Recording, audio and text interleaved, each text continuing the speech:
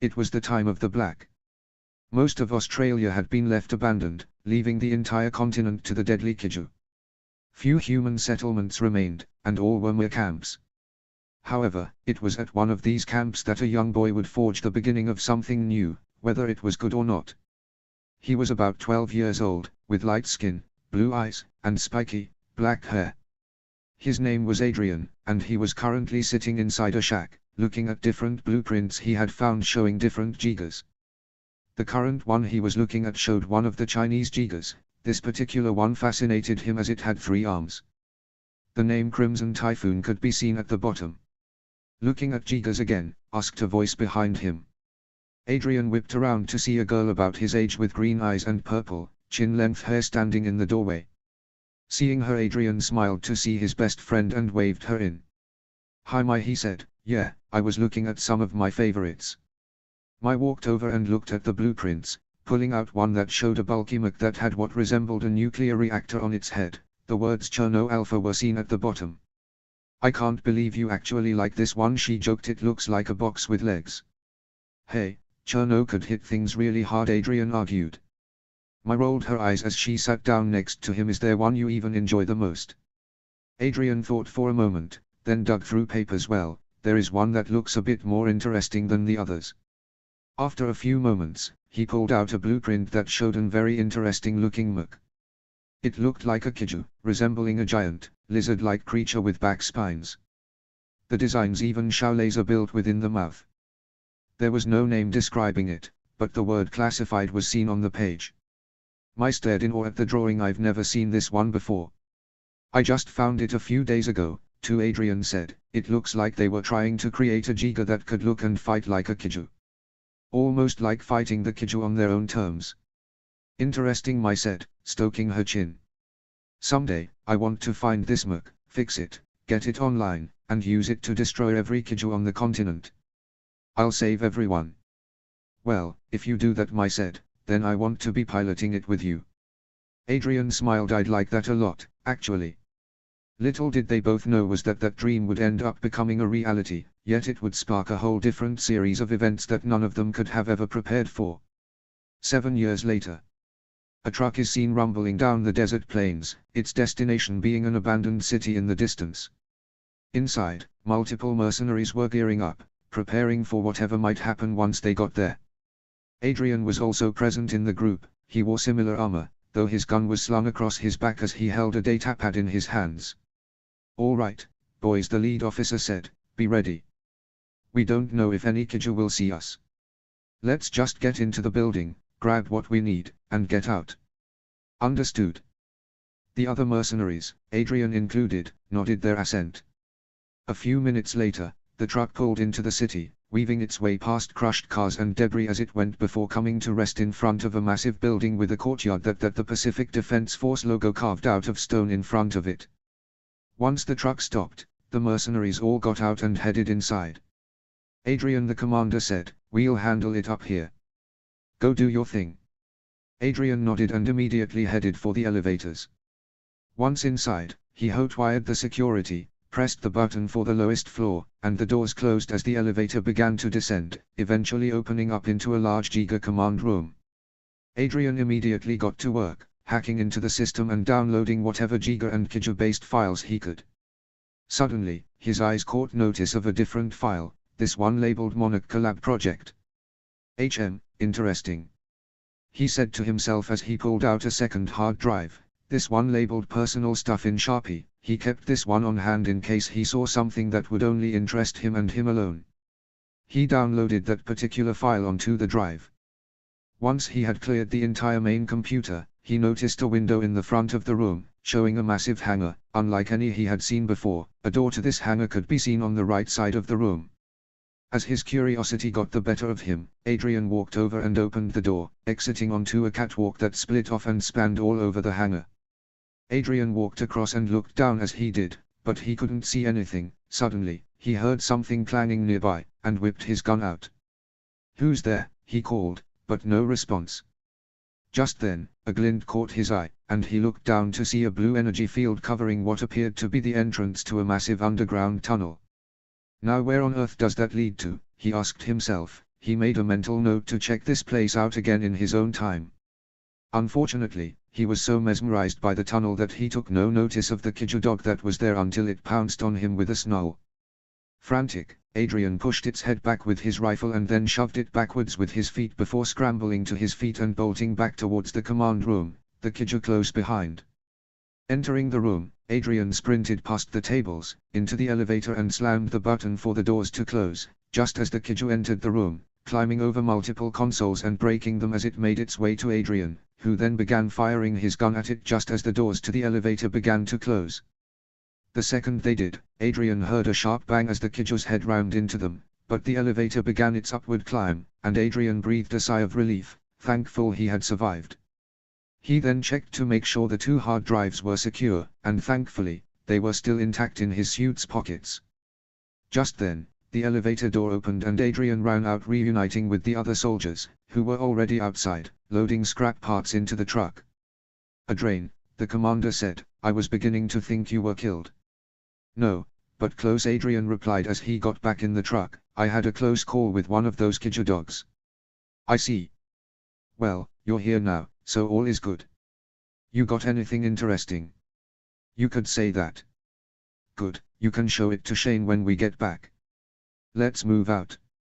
A few minutes later, the truck was rolling back through the desert towards the camp. Back in the facility, the kaiju dog paced the catwalk in the hangar. Upset its prey had not only escaped, but it wounded it in the process. What it didn't notice, however, was that the energy field covering the tunnel entrance was gone, the controls to it having been destroyed by the dog when it chased Adrian. Suddenly, the kaiju picked up a new scent and looked in the direction of the tunnel, only to run away in fear as a massive screech echoed through the hangar and a massive winged snake came out, bursting through the ceiling of the hangar, up through the street and into the city itself. As the creature, called a warbat, looked around, it let out a triumphant roar back down the tunnel it had made. After a while, the truck returned to the camp, and the mercenaries began unloading the parts while Adrian immediately went to see Shane. "Well?"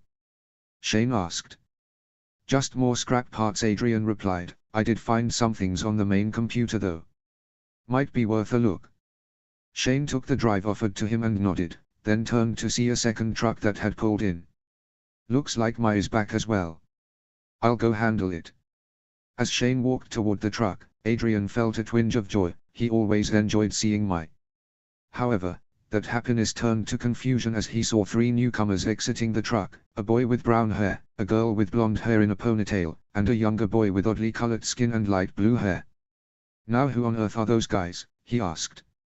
He then made a mental note to try and talk with them when he got the chance, not knowing the journey that one conversation would put him on. A day later, Adrian sat alone in his personal lab. It was, in a word, cluttered. Multiple blueprints and other random papers were scattered all over the tables and around the one large computer in the center of one of the desks. The only source of any organization came in the form of a whiteboard on the far end of the room along with a map of the world and a blueprint showing the mechanized kaiju he had secretly been searching for the past 5 years. He had drawn all over both the map and the whiteboard as he kept finding clues to its location, but he had also discovered something else in the process, something that shocked him so much. He wasn't sure if he should share it with anybody yet. Earth has its own kaiju. According to an organization known as Monarch, these so-called titans were the planet's original alpha species, and were so powerful, just one of them could create a natural disaster on a massive scale. Through his computer hijacking runs, he had picked up a lot of data on multiple titans, whose locations he marked on the map, along with different names: Angarus, Behemoth, Baragan, Scylla, Rodan, Kong, among many others. However, there was one titan who seemed to have more research done on it than any other titan, and his name was marked in bold letters. On the whiteboard, Godzilla. According to some files, humanity had tried to create a cybernetic replica of Godzilla, which unfortunately went haywire and would have destroyed a whole city if not for the combined efforts of Godzilla and Kong, the 2 alpha titans. The blueprint Adrian had was a design for a second model, this one piloted by Gigatech, but with similar weaponry and a slightly modified look. It had finished construction, but never saw actual combat. The Titans, however, much to humanity's surprise, began killing the kaiju off more effectively than any Giga ever could. It was clear the Titans wanted the kaiju off of their territory. Adrian had written multiple important facts on the whiteboard from his file readings, along with some questions he needed answered.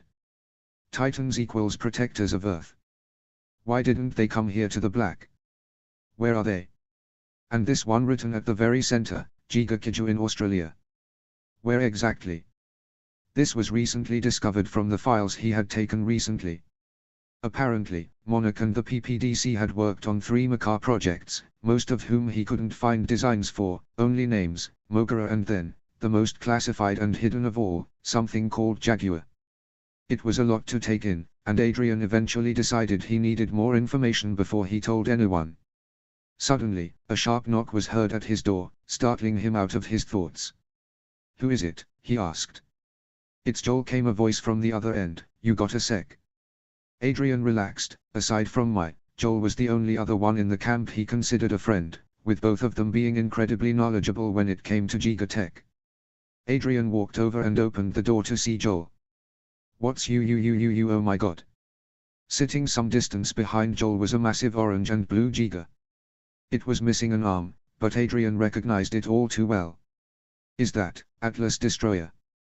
Adrian gasped. Joel nodded. "Shane needs me fixing it, not sure how considering I nearly fried my brain trying to drift with a lot of guys earlier. He wants you to keep an eye on our new friends, make sure they don't get into places they shouldn't." Adrian raised a questioning eyebrow. "And where are they now?" "Just down in that building there." Joel pointed to one of the portable shelters. Adrian nodded, thanked Joel for the advice, then walked down to the building. When he went in, he only saw the girl with the blonde hair and the boy with the oddly colored skin and hair, the latter which was walking around curiously, as if it was completely new to him. Adrian waved as he sat in the chair across from the girl. "How's it going?" "Well, I can't complain," the girl replied as she watched the boy. "I'm Adrian, by the way." "I'm Haley." "That's boy." "Boy." Haley shrugged. "My brother and I kinda found him in a PPDC facility and he doesn't really talk, so we don't really know his name." Adrian nodded in understanding. "Right. Where is your brother, by the way?" "He's up helping fix Atlas Destroyer." Haley explained. "The other guy messed up his brain after trying to drift with too many guys, so Taylor has to help him secretly." "Secretly? Isn't it your Giga though?" Haley's face became worried. "Technically, yes, but Shane doesn't want us near it for some reason. There's just something off about this place." Adrian thought for a moment. Haley probably was onto something. Shane always did seem a bit edgy, especially around him and when it came to them heading out on missions. "Now that you mention it, he does seem a bit weird at times when I left camp. Almost like there was something he didn't want me to see." "But what?" Haley shrugged. "All I know is that this place might not be as safe as it seems." Adrian nodded, then decided to change the subject. "So, what are you guys doing all the way out here?" Haley nervously rubbed the back of her head. "It's a long story. I got plenty of time." Haley then launched into her and Taylor's story, how their parents went off and disappeared, how the siblings' home was destroyed by a kaiju, and how they piloted Atlas Destroyer into the city where they found Boy. It was getting dark by the time she finished. Adrian stroked his chin. "Interesting. So, what's your story?" Haley asked. Adrian was about to answer, but just then, the door opened as a mercenary stuck his head through. "Adrian." Adrian rolled his eyes. "What now, Richter?" "Shane wants to see you." Adrian sighed in mild frustration before standing up. "Well, nice meeting with you, Haley." Haley smiled and nodded. "You too." Adrian nodded in return before walking out of the building. Richter then said, "He's waiting in your lab." Adrian's heart froze. What the hell was he doing in there? However, he managed to keep a straight face before walking towards his lab, not quite knowing what would happen next. Some miles out of the ruined city, an acid quill wandered aimlessly in front of a cliff face, seeking the next meal. Suddenly, it heard a massive roar nearby and turned its head towards the source of the roar. It knew that wasn't a kaiju roar. Before it could react, a dark shape swooped down from above as the warbat ambushed it, wrapping its body around the kaiju and folding its wings over it, stabbing it with its wing spikes.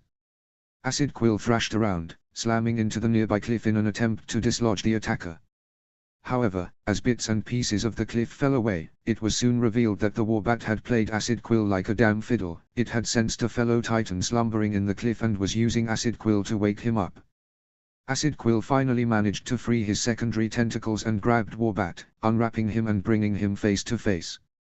The two roared in defiance to each other before being interrupted by a third roar coming from the cliff as the titan emerged, a deep brown crocodilian with multiple horns lining its head like a crown and an armored back full of spikes. Anguirus. Acid quill turned to look as the titan immediately lashed out, grabbing its head with its front legs and chomping down on its neck. Acid quill tried to retaliate, but its movements slowed down as the venom from the warbat's wing spikes kicked in. Both titans now had their chance. They each grabbed one of Acid Quill's tentacles and pulled in opposite directions. After a few seconds, a sickening crack is heard as the Acid Quill's arms tear off in a spray of blue blood. Acid Quill weakly roared in pain, but was cut short as Anguirus stomped on its head, flattening it and killing the kaiju. With the Acid Quill dead, the two titans looked at each other and narrowed their eyes, not in a challenge but in proposal of an alliance. They both had a common enemy and they knew it. They also sensed something else in the air. Something was keeping the others out, something was keeping him out. Neither warbat nor Anguirus knew what it was, but they both knew it had to be dealt with. Looking towards the horizon, both titans let out a roar as warbat flew off, while Anguirus kept pace on the ground, rolling himself into a spiky ball and rolling along. And it was only a matter of time before the others followed, and when they did, the planet would belong to the titans once again. Adrian walked into his lab to see Shane standing in front of the whiteboard showing all of Adrian's notes. Adrian kept his composure. "You wanted to see me?" "Yes," Shane said, not even turning around to face Adrian. "I'm curious about all these." "What about him?" Shane's voice became eerily calm. "How long have you known?" "A few years." "Why?" "Because information like this is dangerous. There's no telling what kind of trouble this will get you in."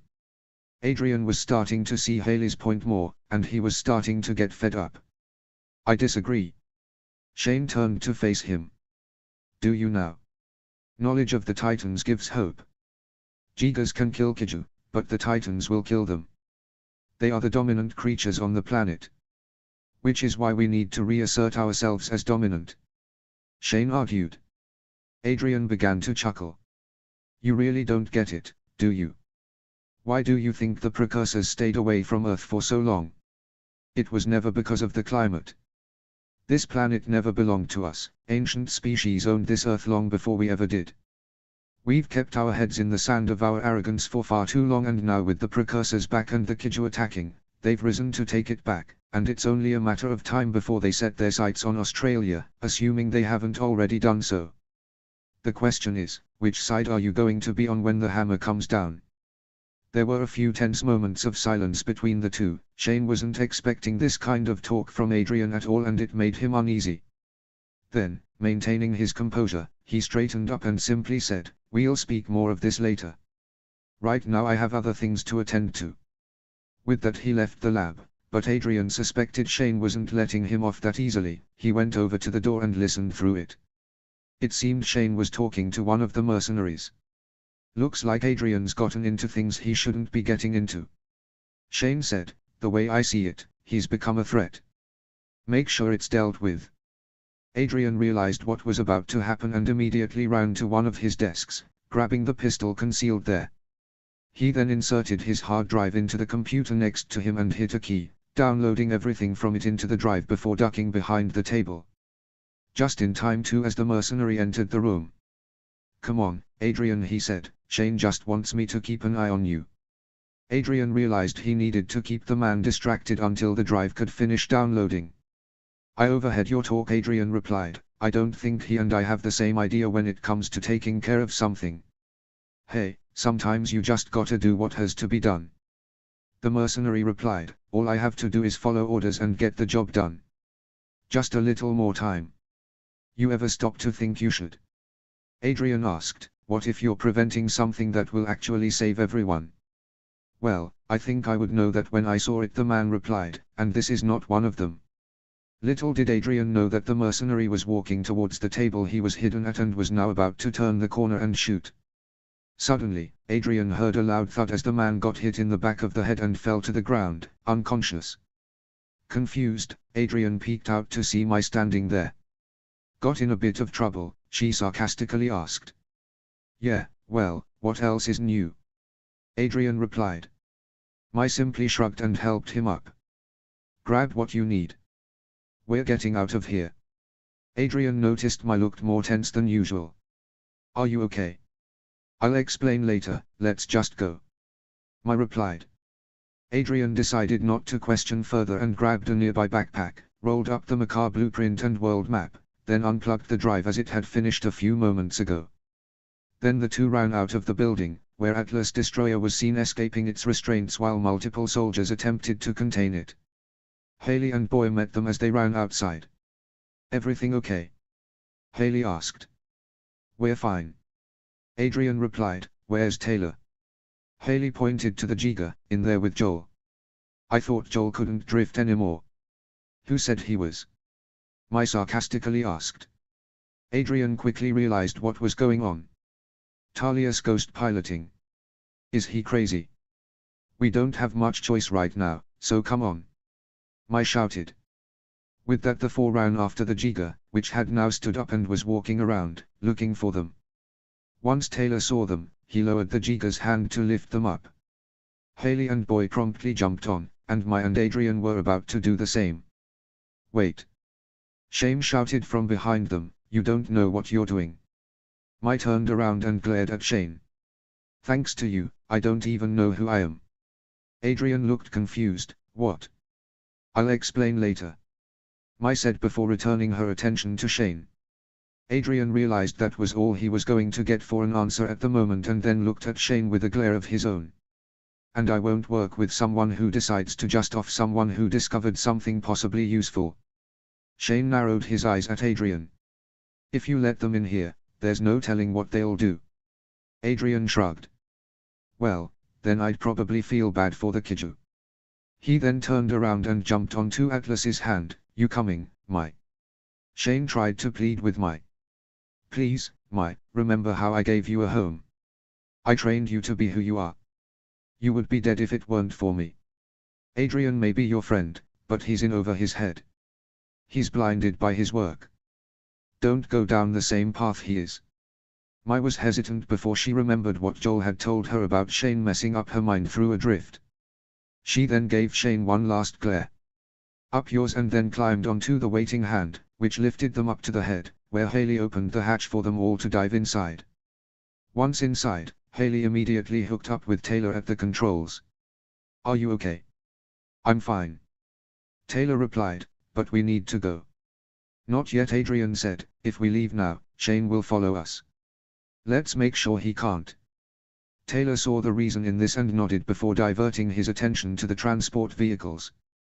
Atlas then raised a hand and swiped them away, effectively destroying them before straightening up and walking away from the now enflamed camp. Shane only stared in mild scorn as it left. He had just lost his top fighter and scientist, and one of them knew something that threatened everything he and his superiors, the kaiju sisters, worked for. The Giga wasn't completely unseen as it wandered the desert. The camera pans back a bit to see a hidden creature watching from the caves in the cliffs, a massive, purple, dragonfly-like titan with spikes all over, a mouth full of jagged teeth, and red eyes. Megagurus. As it watched, it heard a call out in the distance and recognized it as Angarus. He was calling any other titans nearby. Megagurus hesitated, then silently flew off in the direction of the call. The Giga did have its interest, but it would have to wait. Right now, there was work to be done. It was late afternoon by the time Atlas Destroyer stopped near a rocky plateau close to the city. Its pilots and passengers had all disembarked and now rested on the ledge. "Thanks for getting me out of there, Mai," Adrian said. Mai nodded in return. "Why was he trying to kill you anyways?" "Because I know something he doesn't want me to know. Something he doesn't want anyone to know." "The Kijumuk?" Mai guessed. Joel chuckled. "There's no way you've been looking for that thing for this long." Taylor and Haley were confused. "Kijumuk?" Taylor asked. Adrian decided they were worth trusting and began to explain. "To better understand that, I should give some context. Taylor, you're a cadet, I recognized the logo on your jacket. Why do you think the precursors sent the kaiju now at this time? Because the Earth's climate wasn't suitable enough. It says it in Dr. Geisler's kaiju history lecture. Well, the one he taught and recorded before he went rogue in the uprising. Adrian nodded. I don't doubt that theory, but I think there was something else too. The precursors didn't claim the planet then because something was actually fighting back. The Earth has its own kaiju. The siblings' eyes widened as they took this in. Even Mai and Joel seemed confused. Kaiju from Earth? Taylor asked. Adrian nodded and continued. We call them Titans, and they were the planet's original rulers. Giant creatures who could create natural disasters on their own, they almost seemed to represent nature's power itself. Sometime after the uprising, the Titans re-emerged from hibernation as the kaiju became more and more common, attacking kaiju and killing them, or driving them back if the kaiju were lucky enough to escape. How many are there? Haley asked. I don't know, Adrian replied, all I know is that it's only a matter of time before they come here. Something's probably keeping them out, but it won't last long, especially if the king decides to show up. They have a king? Joel asked. That seems a bit strange for monsters. It is, but I think they are smarter than we think they are. They must have some pack mentality in these situations, and all packs have an alpha. From what I've read, the Titans have too. I haven't been able to learn much, but if what I've read about the alphas are true, let's just say the kaiju should be very scared. Do they have names? These alphas? Mai asked. Adrian nodded. Kong rules over the territory that they come from, deep inside the Earth, but the one up here on the surface, they call him the king of the monsters, Godzilla. They then heard a small gasp and looked to see Boy stumble back, a look of pure horror on his face, as if the very mention of that name instilled fear. Haley put a comforting arm around him as Adrian brought out the blueprint of the mech and unrolled it for the others to see. The mech I've been searching for, he explained, was inspired by Godzilla, and created to hit just as hard as him, if not harder. It's piloted by Gigatech, but the weaponry on this thing makes me think of him as the Swiss Army knife of mechs. Not gonna lie, Taylor said as he studied the blueprint, that's kinda cool. Just then, Mai's radio flared with static as Shane's voice tried to call her. I'm not answering it, Mai said, her face stern. Adrian picked it up. Fine, I will then. He then spoke in the radio. She's not talking to you. Fine. Shane replied, it's really you I want anyways. Try what you want, Adrian said, I'm not stopping. The kaiju have plagued this place for too long. Godzilla must be restored to the throne. Unfortunately, the sisters don't want that. I say you've got some tough opposition ahead of you. Let them come. I'm prepared. Mai smirked as she overheard this. Adrian wasn't one of the strongest guys around, but he was known for not taking anyone's shit in most cases like this. She admired him for that. Sure you are, kid, Shane said over the radio, sure you are. Anyways, can you give Mai a message? Fine. Make it quick. Adrian replied. Just tell her my radios have a bit of an insurance policy for people like you and her. Adrian then heard a beeping and instinctively threw the radio just as it exploded. Adrian yelled in pain and grabbed his hand. It was intact, but bits of the radio had stabbed through it. Mai ran over, eyes wide as she saw the damage. Are you okay? Haley said as she ran over as well. Adrian grunted, why did I forget the damn first aid kit? There's one in the Giga, Taylor said, hang on. A few minutes later, Haley was wrapping a bandage around Adrian's hand after Mai had called out the shrapnel and cleaned it the best she could. There, Haley said as she finished the bandages, can you still move it? Adrian flexed his fingers, wincing in the pain as he replied, it hurts like hell, but I think it still works. Well, at least there's that. Mai said. Do you need anything else? Haley asked. Just some space, Adrian said as he stood up, I gotta clear my head. As he walked further into the cave, Mai looked worried, something Haley took notice of. You two are friends, she asked. Mai sighed, ever since we were kids. Joel and Adrian were the only ones I could really call friends in Bogan. I can't believe Shane would just kill him right there just because he learned that Earth had its own kaiju. Not to mention what he's done to my head. Taylor nodded. He doesn't deserve it, but that's just the world we have to live in. Sometimes, kaiju aren't the only monsters. Meanwhile, Adrian continued down the cave's tunnel, still holding his damaged hand. Gritting his teeth, he kicked a nearby rock in anger, but stopped as he heard a metallic clang from where it landed, and looked to see a doorway with a metal ramp. Curious, he went further down, walking through a series of remarkably empty hallways until he came to a large control room, much like the one he had been to earlier. What on earth could be in here, he asked himself as he walked over to the observational window. Then, his heart froze as he looked out. In the massive hangar outside lay a massive metal form, spikes running down its back, a long tail, and hands with 3 clawed fingers and a clawed thumb on each hand. Slowly, Adrian took out the blueprint with his free hand and looked at it, a perfect match. Adrian then successfully activated one of the consoles and immediately searched for the stats of the mech. The screen pulled up a list of different measurements and power readings, but it was clear the mech was operational. Adrian then looked at the top of the screen and saw what he thought was a very fitting name.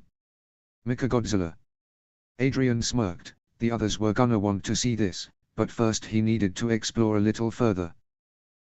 Taylor, Haley, Boy, and Joel all gazed in wonder at Mechagodzilla after Adrian had returned to the camp telling them of what they had found. Boy looked at it with a twinge of fear while the others looked in awe. "That's huge!" Haley exclaimed. "If what I've read is right," Adrian said, "this is the biggest mech on record." "I can't believe it," Mai said, "you actually found it. You accomplished your dream." "Well, not yet. Finding Mechagodzilla was only the first part. Once I get it up and running, I'll hunt down every last kaiju. Hopefully the Titans will take notice and join in. You guys can stay and help if you'd like." "We appreciate the offer," Haley said, "but Taylor, Boy and I need to find our parents. We think they might be in Sydney, so we've got quite the journey ahead of us." Adrian nodded. "I understand. Good luck to you 3. "You as well," Taylor said.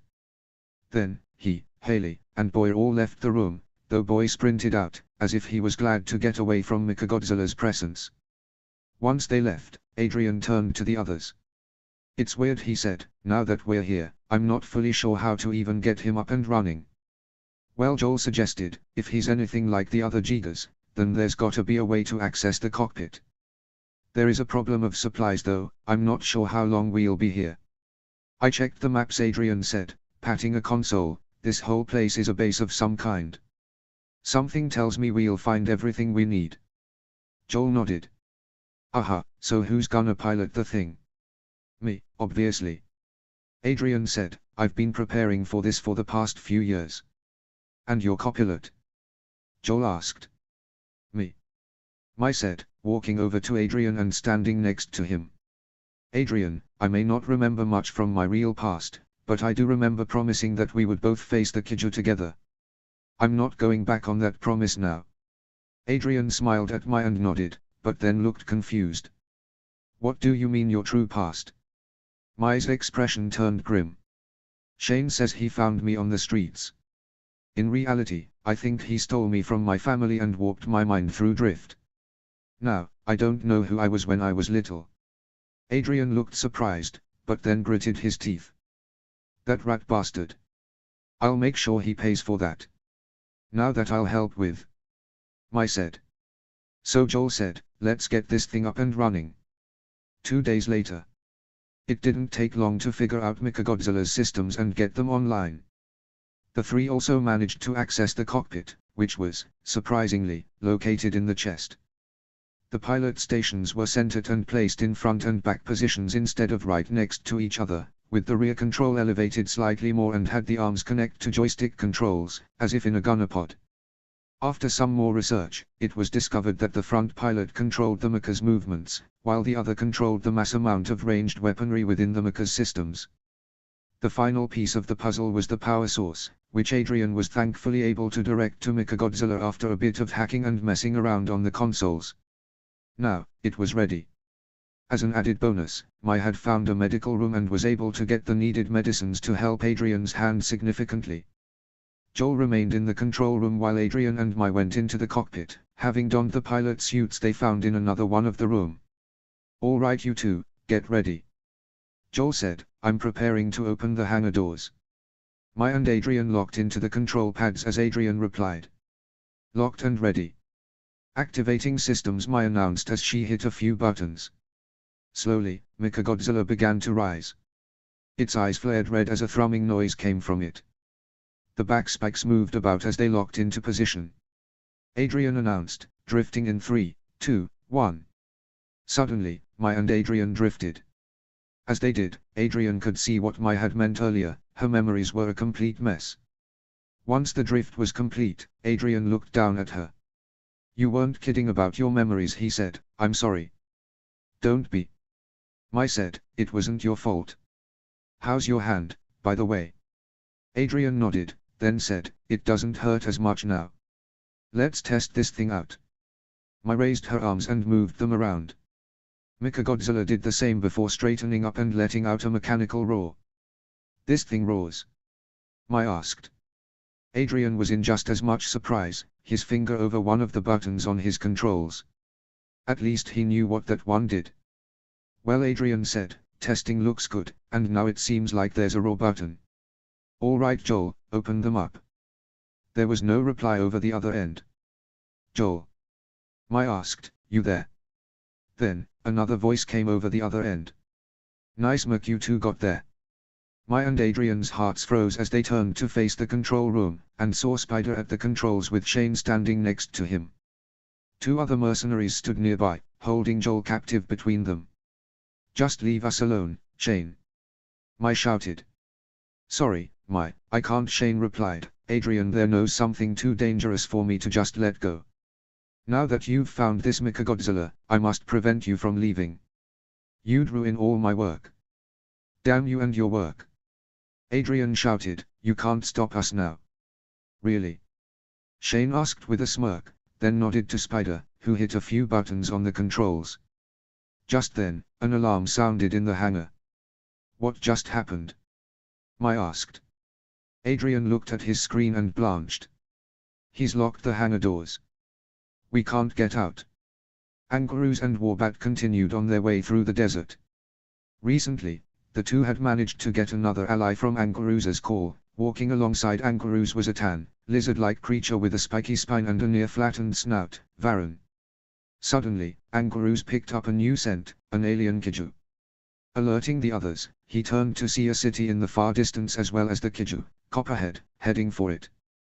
Growling in anger, Angarus then let out a battle roar as he and the other two titans charged down to intercept the kaiju. Mechagodzilla turned its head around as Maya and Adrian frantically looked for a possible alternate exit. I wouldn't bother. Shane said, now deactivate that mech and come out here. Not a chance. Adrian shot back. Do it, or I destroy this place and you along with it. Shane threatened, his calm demeanor was gone, you have 5 minutes to decide. With that, the transmission cut out, leaving the two pilots in the mech in silence as the gravity of their situation fell on them. Adrian tried to be calm. Okay, we can figure this out. I'm sure there's a way we can fool him and still get out of here. You got an idea, Maya? Maya remained silent, save for some stuttered breathing. Maya. What's up? Adrian asked, worry in his voice. Maya turned back to look at him, and Adrian didn't need drift to get an answer, she was scared. I get you're scared, he said, but we can figure this out. I'm not surrendering to Shane, especially after hearing what he did to you. I care about you too much. Then what is your plan, Adrian? Maya demanded, I don't see much option right now. Adrian sighed before his attention turned to the wall surrounding the hangar door. The depth gauge on his helmet activated, showing how thick the wall is, and it gave Adrian an idea. I need you to trust me. Adrian told Maya. Hearing his thoughts from the drift, Maya turned to the wall and noticed the same readings. So, you trust me? Adrian said. Maya thought for a few moments before she regained her determined expression. Yes. I'd trust you any day, more than I trust that scumbag, Shane. Adrian then turned on the mecha's comm and spoke to Shane as he hit a few other buttons on his console, powering up one of the weapons. You know, Shane, Adrian said, I get you're trying to scare us, but it seems like you're the one who's scared here. I don't know what you're talking about, Shane said. I mean, think about it, Adrian continued. You chase me all the way across the desert all because I know something you don't want me to know, which means what I know scares you. By the way, I told Mai. You did what? Shane demanded. Now it was Mai's turn to speak. You can't just keep hiding things from us, like what you did with my past. Watch me, Shane replied. I can have this entire hangar destroyed in an instant. I'm willing to show you mercy, Mai. It's only Adrian that's truly dangerous, don't follow him. A beeping came from Adrian's console, and he smiled when he looked at it. The weapon was fully charged. Don't bother with blowing the place up, he said to Shane. You good, Joel? Just do what you need to do, Joel said. I'll be right behind you. Shane was confused for a moment until he saw Mechagodzilla face the hangar and open his mouth, a red light coming from within, the proton scream. Suddenly, a massive, red laser fired from the Mecha's mouth, burning into the metal walls and carving through it. The control room began to rumble from the blast, throwing Shane and the others off balance. Joel took this opportunity and smacked the mercenaries flanking him before stumbling out of the room and taking off down the hallway.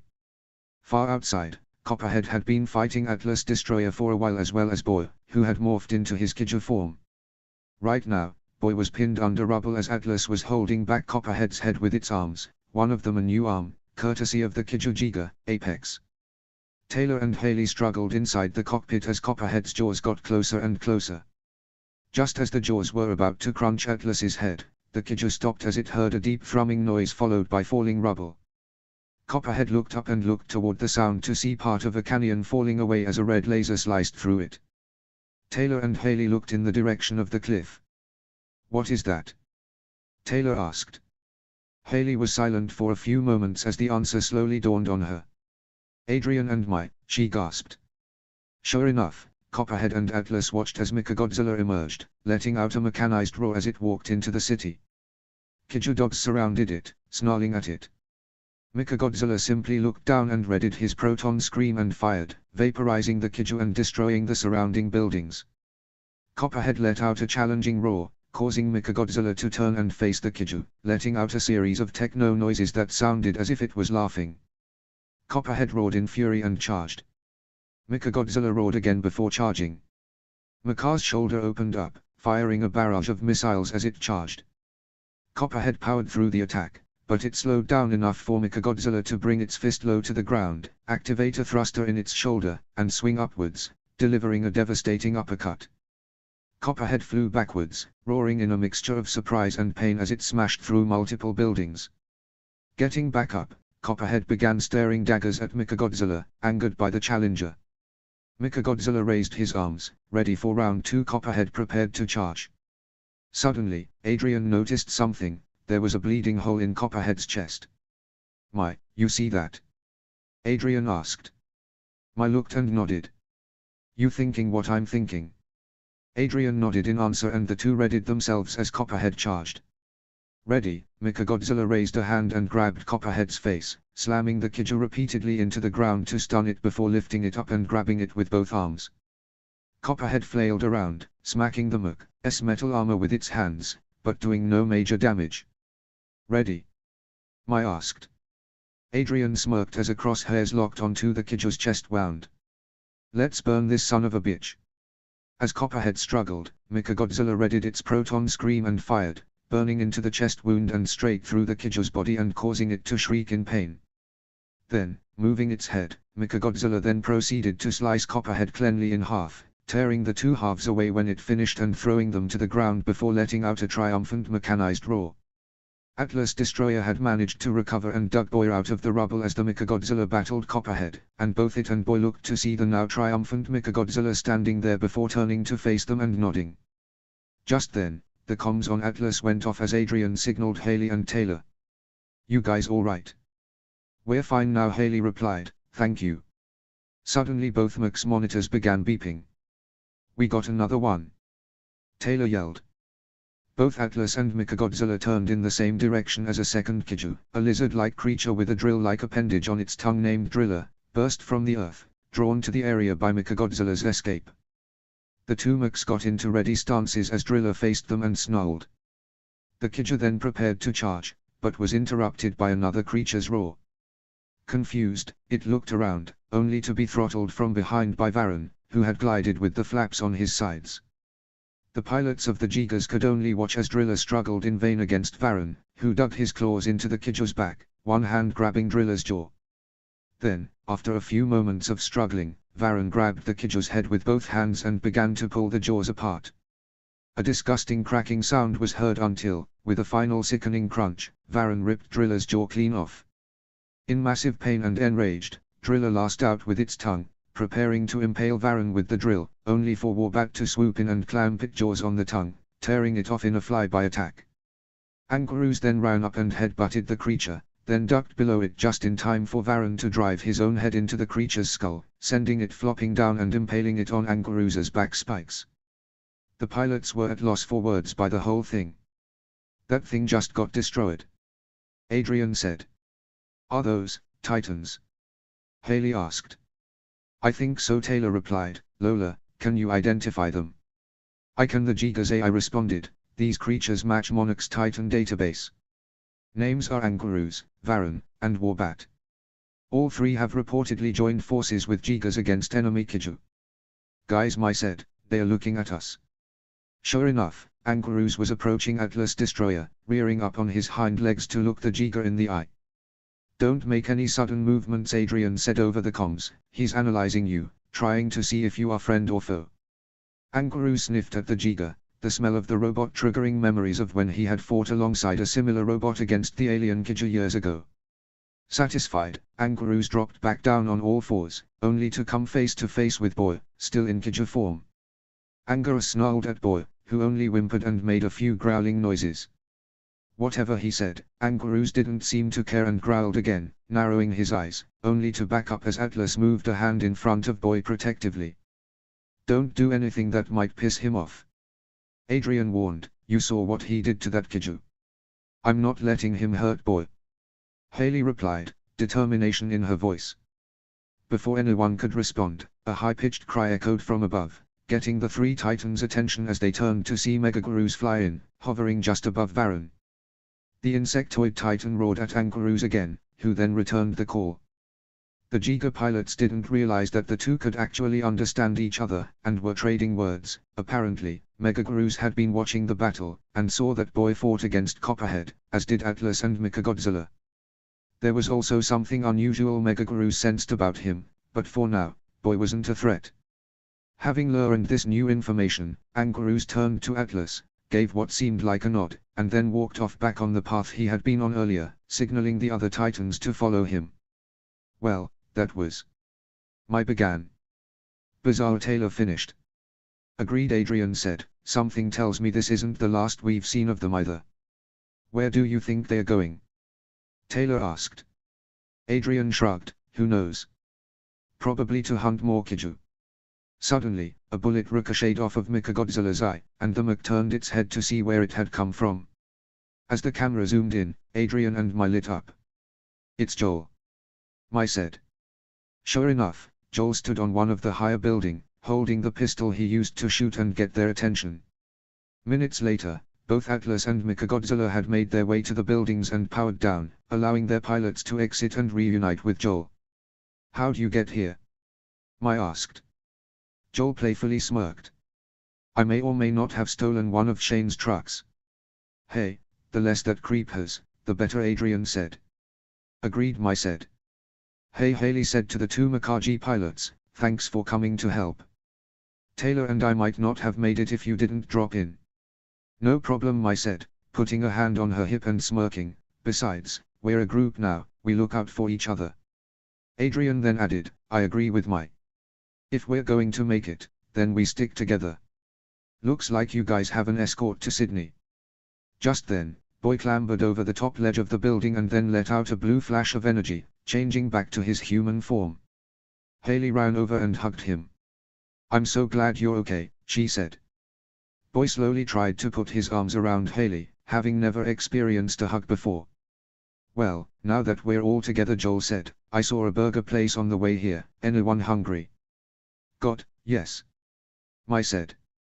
"I suppose that fight worked up an appetite," Taylor added. Adrian chuckled. "Welp, looks like the vote's anonymous." Let's eat. And once we do, Haley said, off to Sydney together. Yeah, I said with a nod, together. She may not know much about her past yet, but for now, this group was the best thing she had to a real family. Hours later, Angarus and the other Titans finally arrived at the shoreline, looking out towards the ocean. Yup, this was definitely where the unusual smell was coming from, though the Titans couldn't see anything.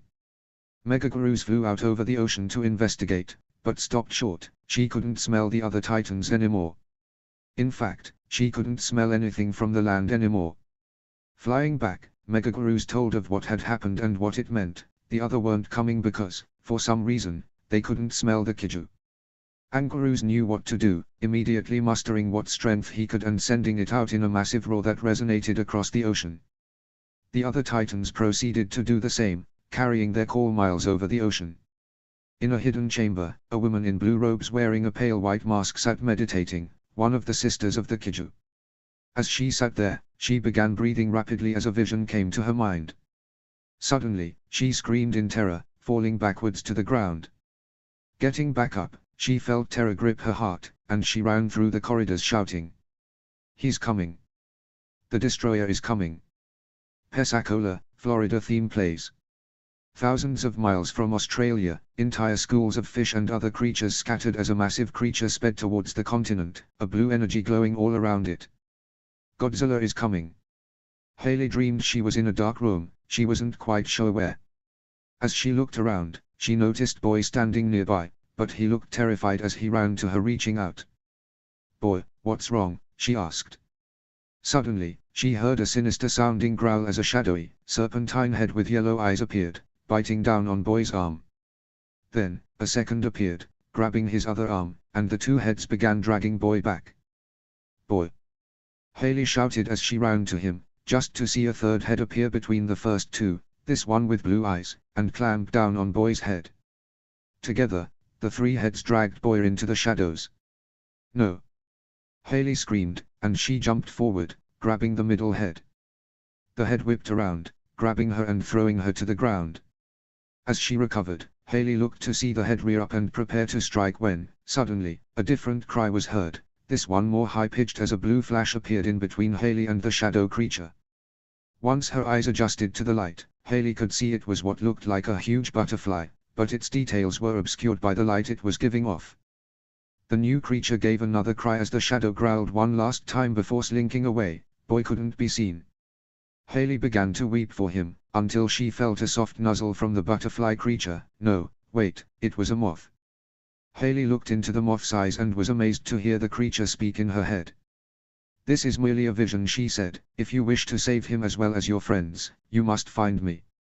I don't even know who you are. Haley replied, how will I find you?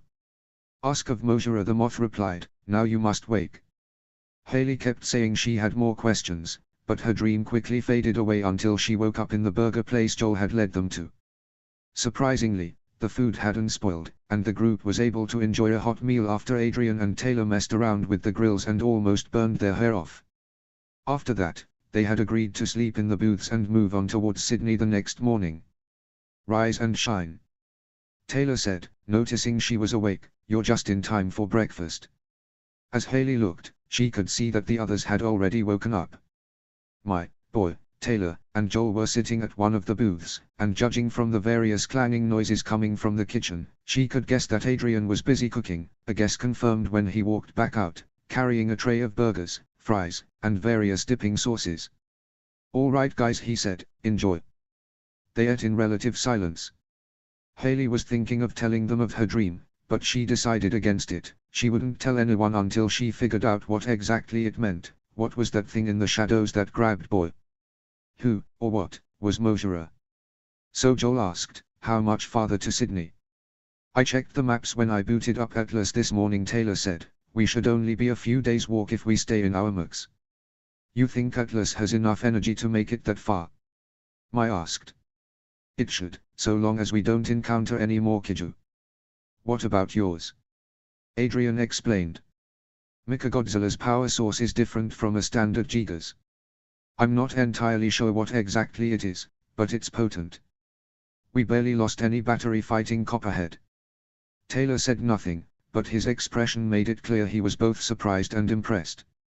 Meanwhile, I noticed Haley had a disturbed expression on her face. "You okay?" she asked. "I'm fine," Haley replied, "just a rough dream last night." I nodded. "I know how that feels. Try as I might, I can never seem to get Shane out of my head." Haley nodded. She felt sympathy to me after learning of what Shane did to her. After an hour of eating and drinking the milkshakes Adrian had mysteriously thrown together and which Boyer immediately fell in love with, the five went into their mix and began their long trek through the Australian desert and toward Sydney. Taylor looked over to Haley as they walked. "What was that dream?" Haley cringed. She should have known Taylor would figure something out when they drifted. "I'm not quite sure yet, but if it is a vision, like I was told, then I want to protect Boyer at any cost, even if it means finding this Mojara." Haley looked back at Boyer as she said this. Boy took no notice, and seemed to be looking around in wonder at the different digital screens that made up the cockpit. "Maybe Adrian knows something," Taylor suggested. Haley nodded and signaled Mechagodzilla. "Adrian, you there?" Loud and clear, Adrian replied. "What's up?" "When you were studying Titan, did you see one that looked like a giant moth or a creature with 3 heads? Adrian was silent, and Haley wasn't sure if he was thinking or he didn't hear. After a few moments, his voice came over the other end. "The moth, from what I know, is called Mothra. She pretty peaceful, and some theories suggest she has magical properties." "Magic?" Haley asked. "I don't believe it," Adrian said. "The theory was based off ancient mythology, so it's probably just some weird but explainable ability she has. As for your 3-headed creature, I saw pictures, but all records were highly classified on multiple levels, as if they didn't want information about this one getting into the wrong hands." "It must be powerful then," Taylor said. "Or too dangerous to control," Adrian added. That didn't make Haley feel any better about her dream vision. "Why do you ask?" Adrian asked. Before Haley could answer, a different signal registered on the comms of both mechs. "Hello," it said, followed by static. "Is ZZT, is anyone there?" "That's not from Atlas," Adrian exclaimed as he responded to the signal. "Hello. Who is this?" "My name is Yuna Rikawa. I work with Monarch," the man's voice replied. "Are you piloting Mechagodzilla?" "Yeah, why? Has it shown any signs of going haywire?" "No, not really." Just then, an older man's voice could be heard. "See, I told you it would work. I never said we doubted you, Professor," Yoon said before returning his attention to the pilots. "May I ask where you are headed?" "Here," Taylor, who had been listening in along with Haley, decided to answer. "This is Taylor Travis, I'm a former Giga cadet. My sister and I are piloting Atlas Destroyer and are on our way to Sydney. Mechagodzilla and his pilots are accompanying us." The voices over the other end became slightly hushed for a few moments, and Taylor was beginning to wonder if he had said too much. Finally, Yoon responded. "Well, you're in luck. We've actually got a station in Sydney, and we're willing to help you get there." The pilots lit up in excitement. Their luck just took a turn for the better. "How can you help?" I asked. Just then, a black helicopter, followed by multiple Osprey planes, flew in front of the mechs, circling around. "We're going to hook the mechs up to the Ospreys," Yoon explained. "You guys are free to ride with us in the chopper. Trust me, this'll be faster than walking." After a small debate, the pilots agreed, and, though it took some time, the 2 mechs were soon being hauled into the air by the Ospreys as the group flew in the chopper, sitting across from 3 individuals, a younger man with frizzled white hair, a short, old man with a lazy eye, and a younger Asian woman who carried a tablet with her and wore a black coat over a more professional outfit. The old man looked out at Mechagodzilla and chuckled. "Some damage, but nothing a little waxing and buffing can't fix. Once we patch him up, we can start with his upgrades." "Upgrades?" Adrian asked. The other man, who Adrian recognized by his voice as Yoon, replied. "Professor Otaki is the head of Monarch's robotics division. He created that Mechagodzilla, though he had ideas for upgrades almost immediately afterward. This wouldn't be the first time." "Wait," Haley said. "Monarch, you're the guys who study Titans.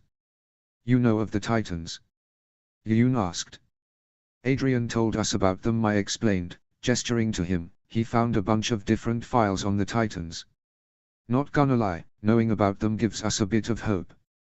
It should, the woman said. The Titans are the greatest weapon Earth has against the kaiju. We may as well call them our saviors. This is Hannah, Sir Isabel Yoon introduced. She's a second-generation monarch scientist, taking after her father. Pleased to meet you, Haley said.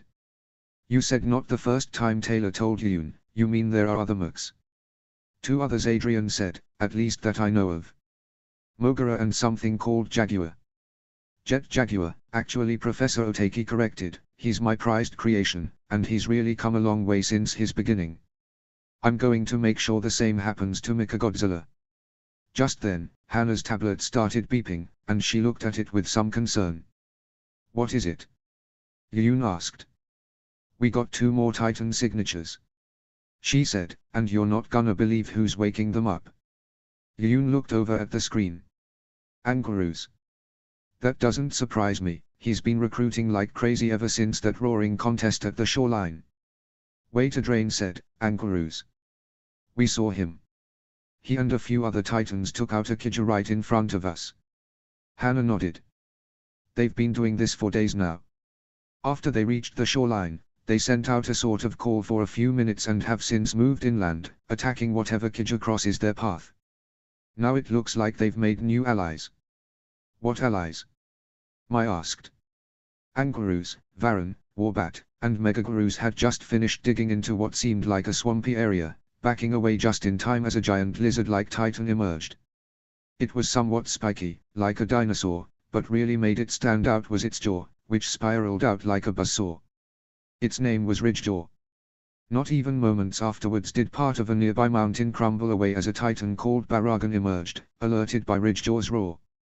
Anguirus then roared to Warbat and Megaguirus, giving them new orders. The 2 flyers then soared off into the distance, on the search for another Titan that they would need soon.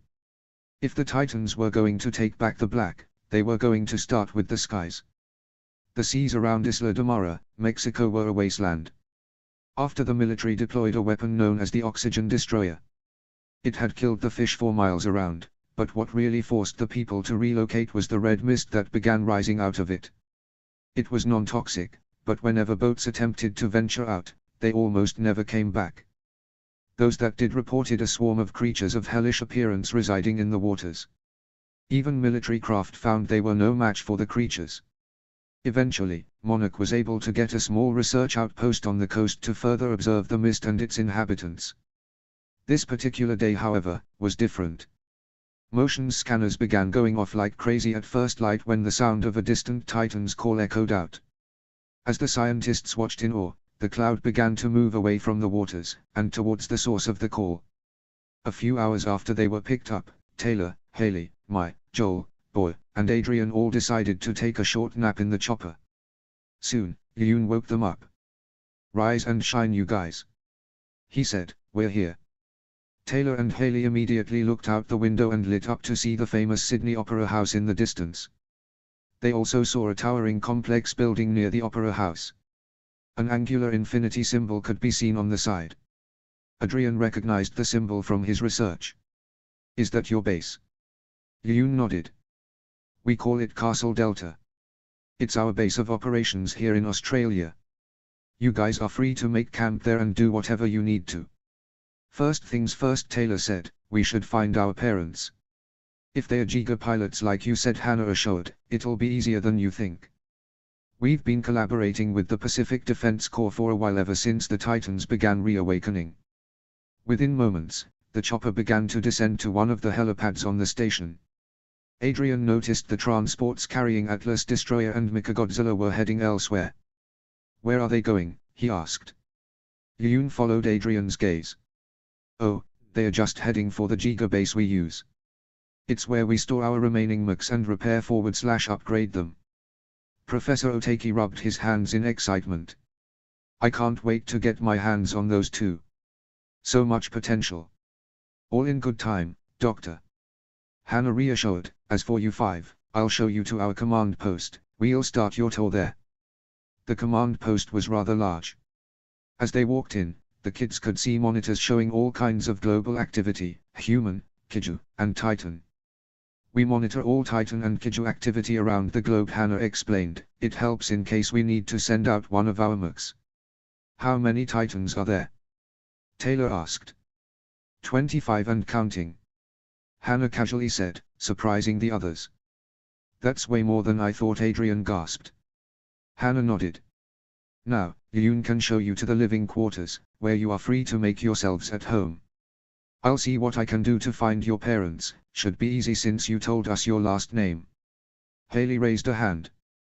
Sorry to interrupt, but is there a place I can learn more about a certain Titan? That would be our data archives.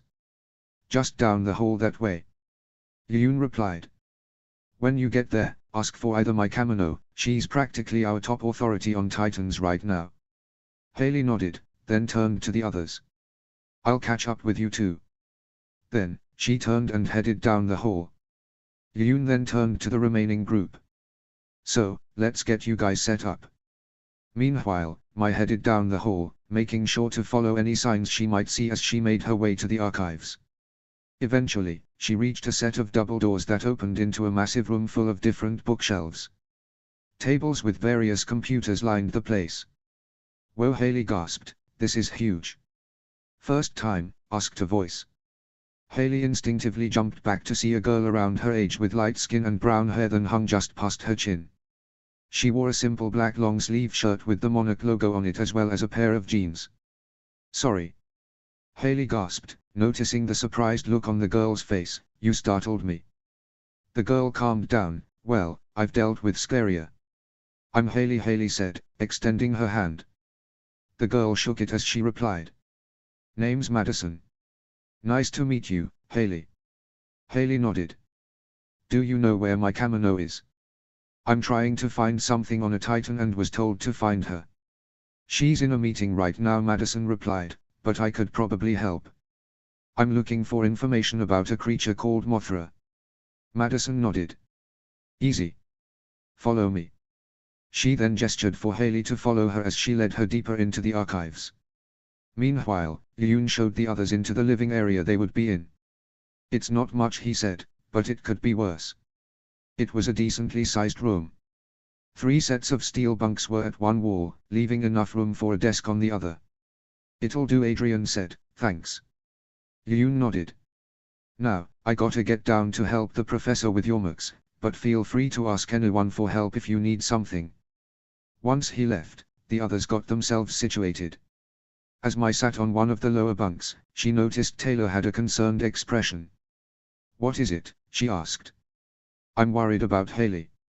He said, she hasn't been the same since she had that weird dream last night. I know she's looking for answers right now, but still. A lot of this is new for us too, Taylor. Adrian said, the best thing we can do is just keep going forward and see where it leads. He's right, Mai said, placing a hand on Taylor's shoulder. Let's just find your parents, then figure out more about what's really going on with these Titans. Taylor saw the reason in their words and seemed to calm down. Okay. We shouldn't need to worry, Adrian reassured. I doubt Shane has the balls to come here.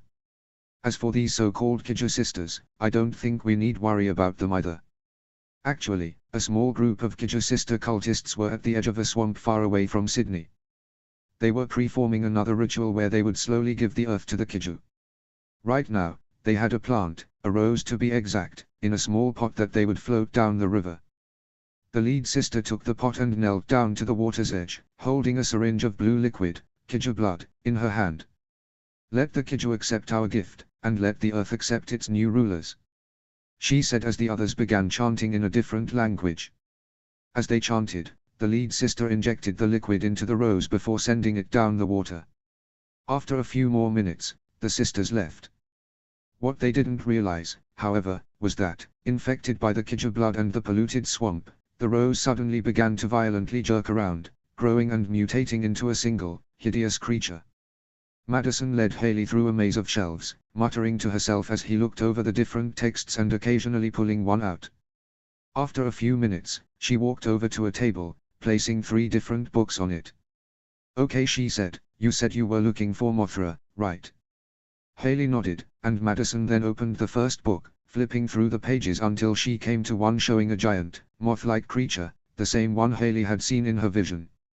That's her, Haley said, sitting next to Madison. Madian nodded. Mothra was actually the first Titan I ever came into real contact with. She's definitely one of the calmer ones, always seeming to protect both humans and fellow Titans alike, though she will retaliate if attacked. Is she magic, by any chance? Haley nervously asked. Madison gave her a quizzical look. Why do you ask? Haley recounted her vision to Madison, who began to look more and more concerned the farther Haley got into her story.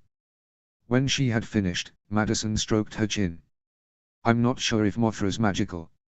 Some say she is, though. However, it's the three heads that worry me. Why? Madison flipped through the second book, coming to a picture of a cave painting, depicting a three-headed dragon. It's called King Ghidorah, Madison replied, her tone grim. It was the biggest challenger to the title of Alpha, and almost succeeded. He is by far the deadliest Titan we have on record. He's also supposed to be dead. Maybe this is one of his kind. Haley suggested. Maybe. But that doesn't make me feel any better. We have no idea what the Kaiju sisters have been planning, but if they plan on bringing one of his kind, or worse yet, bring Ghidorah himself back from the dead, then we may be in more trouble than we thought. Somehow, your friend, boy, is connected to it. Haley grew frightened as she imagined what King Ghidorah may have been like. Mothra told me to find her. Can you help with that? She comes from a place called Infant Island. It's impossible to find that place as it began constantly shifting locations ever since the first Kaiju attack. Only a native of the island can take you there, and I think there are two that live here now. Alright, we're fucking lost. Adrian groaned. He, Mai, and Taylor were called to the mech hangar where Yoon was able to get them permission to see Mechagodzilla and Atlas as they went through their upgrades. Unfortunately, it was as if you were expected to know the way there. There were few signs and even fewer memorable places to backtrack to. Would it kill them to add more signs? Mai asked. I'd be fine with a decent map at this point. Whatever the case, Taylor said, Adrian's right. We're EGKK. Taylor was cut off as he accidentally collided with a metal shape, which then turned around to face him, causing the trio to gasp in surprise. It looked like a man in armor. The helmet was angular and designed to look like a sort of smiling face. The arms were colored deep pink, orange, and blue, with the rest being silver. The initials JJ were on its shoulder. As the three watched, the figure leaned forward and cocked his head before pointing to Taylor as if to ask, "Are you okay?" Was L. Taylor could get out. "There you are," came a voice from behind the figure as Yoon appeared down the hall. "I figured you would get lost, so I came over as fast as I could." "That's great," Adrian said, "but who, or what, is that?" Yoon looked to the metal figure and smiled. "Oh, him. Don't worry, he's harmless. Everyone, meet Jet Jaguar, Professor Otaki's greatest creation." Jet Jaguar gave a casual wave hello. "He's a bit small to be fighting Kaiju, isn't he?" Mai asked. "He is now, but he can alter his size at will. Trust me, it's quite the sight to see. Anyways, how about I show you to your mech now?" "Please." Adrian groaned. After a few minutes, they arrived in the control room.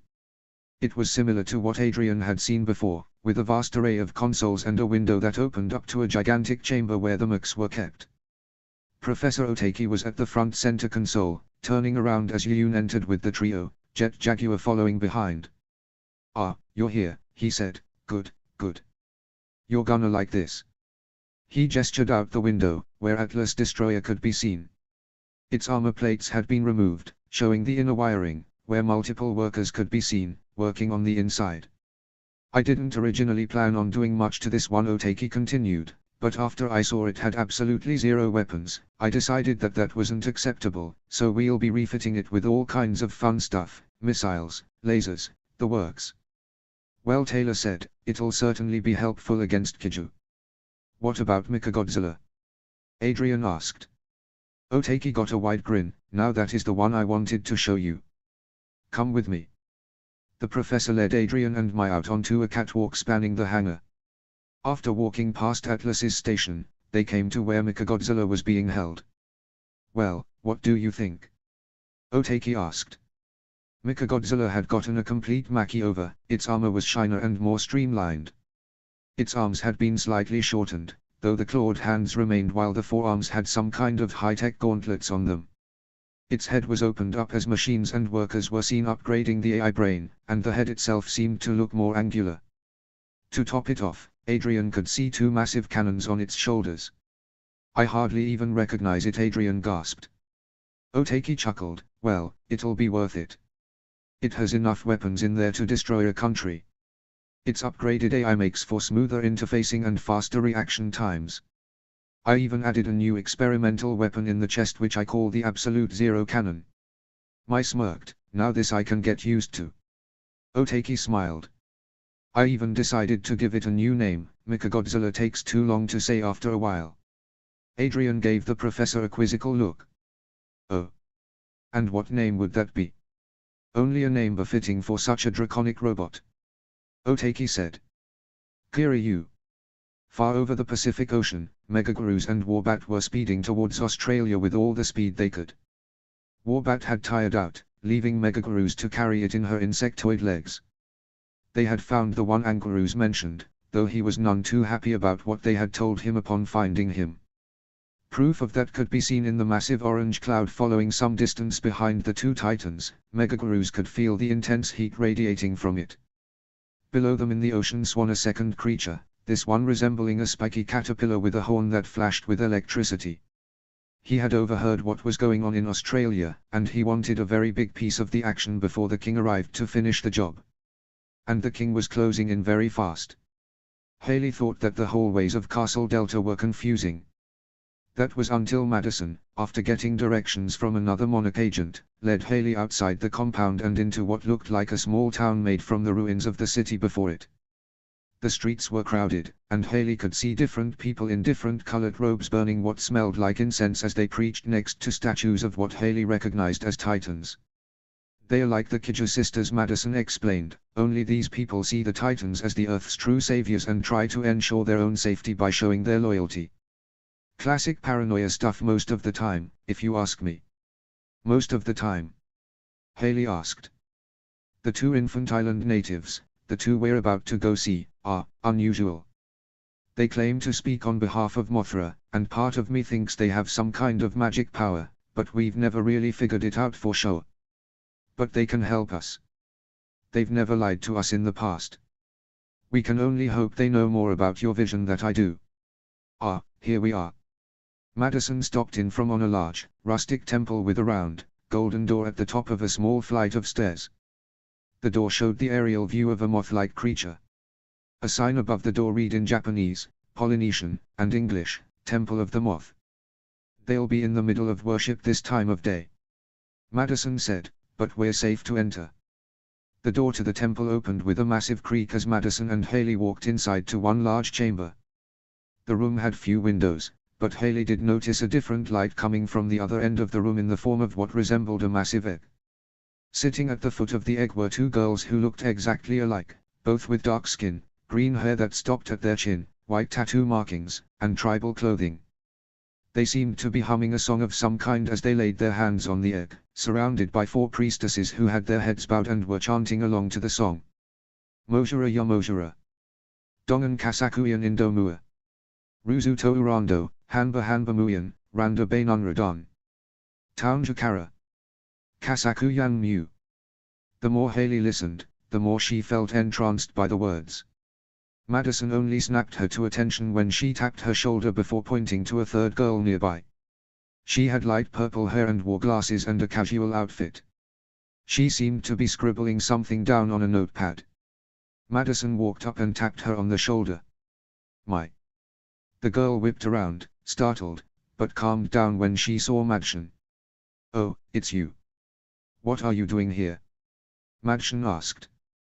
"I came to hear the song more and study it. There's something about it that I'm not quite sure about. There's something that just feels odd." Madison shrugged. "Well, whatever the case, Haley here needs to speak with the twins." Mai looked to Haley, and the two shook hands in greeting. "You're in luck," Mai said, "just go up there. They'll notice you." Haley wasn't quite sure, but she decided to give it a try. As she walked up, She stopped right at the line of priestesses, who had stopped singing. "Hello," came a voice in Haley's head. Startled, Haley noticed the twins turn around to face her, their hands remaining on the egg statue. "You must be new here," they continued in unison. "Are you here to join us?" "Actually," Haley stuttered, "I'm here to ask for help. I think Mothra sent me a vision." The priestesses murmured among each other in surprise, but the twins simply chuckled. "She has called to you, then. Tell us of your vision."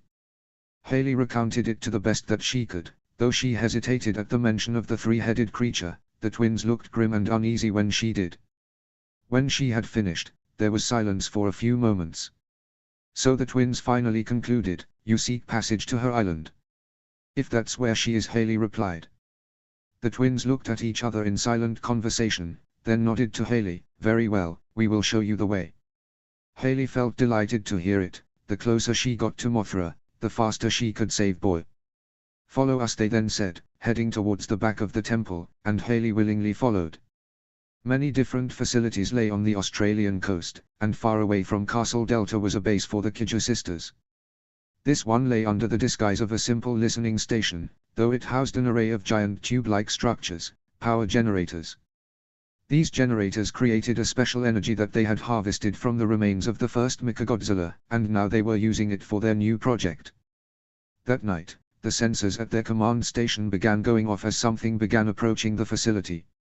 Soldiers were immediately called into action and the defense turrets were activated, but they were not prepared for the spiky creature that emerged from the water. Batra had sped ahead of Megagurus and the others and now was desperate for his first taste of chaos and destruction, his favorite. The soldiers immediately fired on the spiky lava, but the bullets harmlessly deflected off of the tough hide as it advanced. Then, the missile turrets fired, and Batra let out a screech of annoyance as its horn began to glow. One of the soldiers lowered his gun. "Oshi!" Batra fired a beam of electricity that fried everyone in front of him and destroyed the turrets. With them out of the way, Batra continued, smashing through whatever got in his way and blasting the tanks and other vehicles that shot at him with lightning. He could hear the screams of the Kaiju cultists as they ran, and it filled him with glee. Just then, he noticed the generator stations and could feel the energy radiating from them. "Yeah, he'll have some of that." The soldiers watched as Batra turned in a new direction. "He's heading for the generators," one of them shouted, and the soldiers doubled their efforts, only to be met with another lightning barrage. The fleeing cultists could only watch as Batra began to eat his way into the first tower, draining the power from it as the tower went up in a ball of fire. At this point, the soldiers and tanks had the Titan surrounded and were pouring everything they had on it.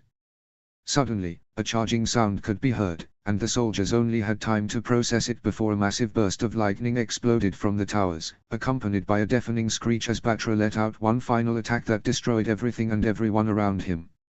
As the smoke cleared, Batra became fatigued from fighting and laid down inside the generators, soaking in all the energy he wanted. The attack had not gone unnoticed. Angarus, Varan and Baragan watched from a nearby cliff. Having recognized Batra's scent, they knew better than to intervene. Just then, they heard a massive roar in the distance. It wasn't Megagurus or Warbat, nor was it the king, but it did sound incredibly angry. The two titans immediately knew that the Black was about to experience a trial by fire. That same night, Taylor laid down on his bed in the dorm. Adrian, my boy, and Joel were already asleep on their own beds, but Taylor worried too much about Haley. He hadn't heard from her ever since she had left to find answers. Suddenly, Hannah's voice came over the loudspeaker. "Taylor and Haley Travis, report to command immediately. Your parents would like to see you." Taylor didn't need any more reason. He took off out of the room and down the hall towards the command room. After what seemed like an eternity of running through the corridors, Taylor burst into the command room. "I'm here," he panted. "What?" He stopped as he saw two people, a man and a woman wearing matching Giga pilot armor, in front of him. The man's beard had grown out a bit, but Taylor immediately recognized them both as his parents. Tearing up, he immediately ran to them, hugging them both as they did the same. "I thought you were dead," Taylor sniffed. Taylor's dad chuckled. "No, but we came close though." "What happened?" Taylor's mom explained. "We had managed to get out of our Giga once it went down. Your father and I made a break for it, but we were cornered by an acid quill. We may have died, if something else didn't intervene. What was it? The scene flashes back to when Taylor's parents were in the enflamed streets of the city, the acid quill standing above them, about to strike. Suddenly, a high-pitched screech could be heard as Megagurus burst from the smoke, grabbing the kaiju and flying off with it, tearing into it with her jaws. The scene then flashes back the control room as Taylor's mom finished. Monarch found us shortly after that. Turns out they were tracking Megagurus when it awoke, disturbed by the kaiju's attacks. We've been working here as mech pilots ever since. You're still piloting Gigas? Taylor asked. His dad got a mischievous look. Not quite. Suddenly, alarms went off in the control room. Kaiju alert, someone called out, it's coming in fast. Hannah Surizawa ran over to the console and looked at the readings. Quetzalcoatlus, she said. In the distant desert outside of the base, a massive winged alien kaiju that resembled a mix between a vulture and a pterosaur was flying in the base's direction, but the base wasn't its target, its focus was on the glowing cloud in the distance. Back in the control room, Taylor's father stood up. Should we head out? No, Hannah said, still looking at the monitor. That might not be necessary this time. Taylor was confused and looked over Hannah's shoulder. What do you mean? Hannah showed him 4 other signatures on the readings. 2 were Megagurus and the Warbat returning from the ocean.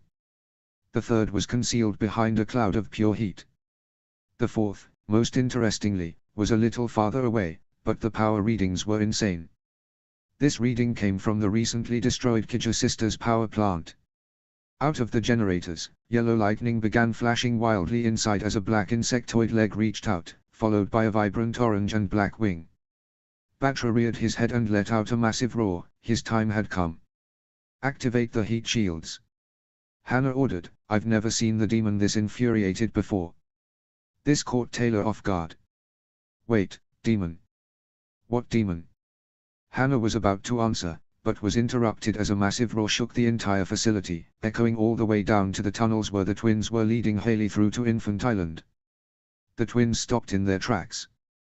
Did you sense that? Miana asked. Maina nodded, a fearful expression on her face. The fire demon. He is very angry. I also sense Batra has risen. We must hurry. Haley was confused by their sudden panic, though she too was shaken by the roar. Wait, what was that? A creature of destruction, Maina explained. We will need Mothra to restore order. Hurry. Haley wasted no time following them further down the tunnel. Back at the base, Taylor looked out the window as the orange cloud came into view. Adrian and Mai had also ran in, alerted by the alarm.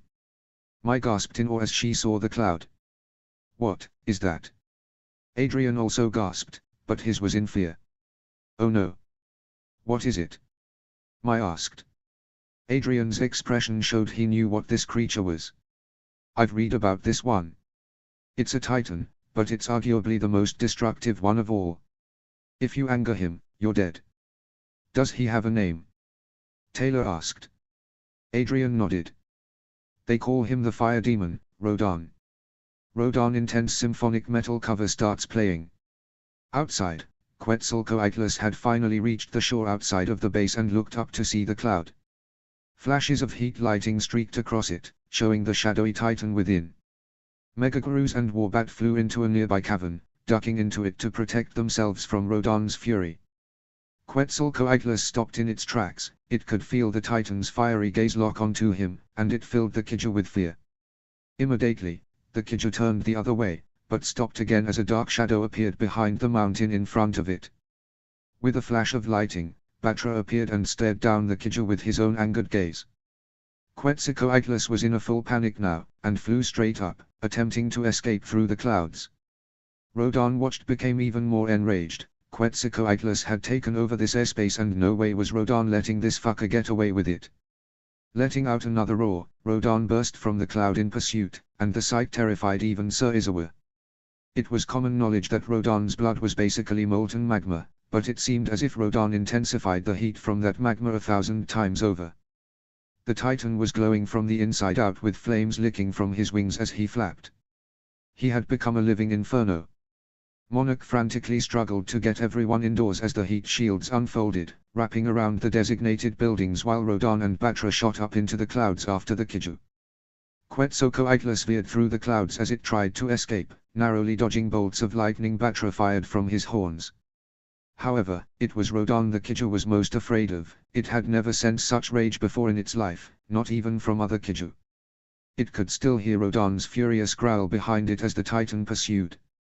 Taking an opportunity, it suddenly dived down, appearing back through the clouds and heading for a cliff top.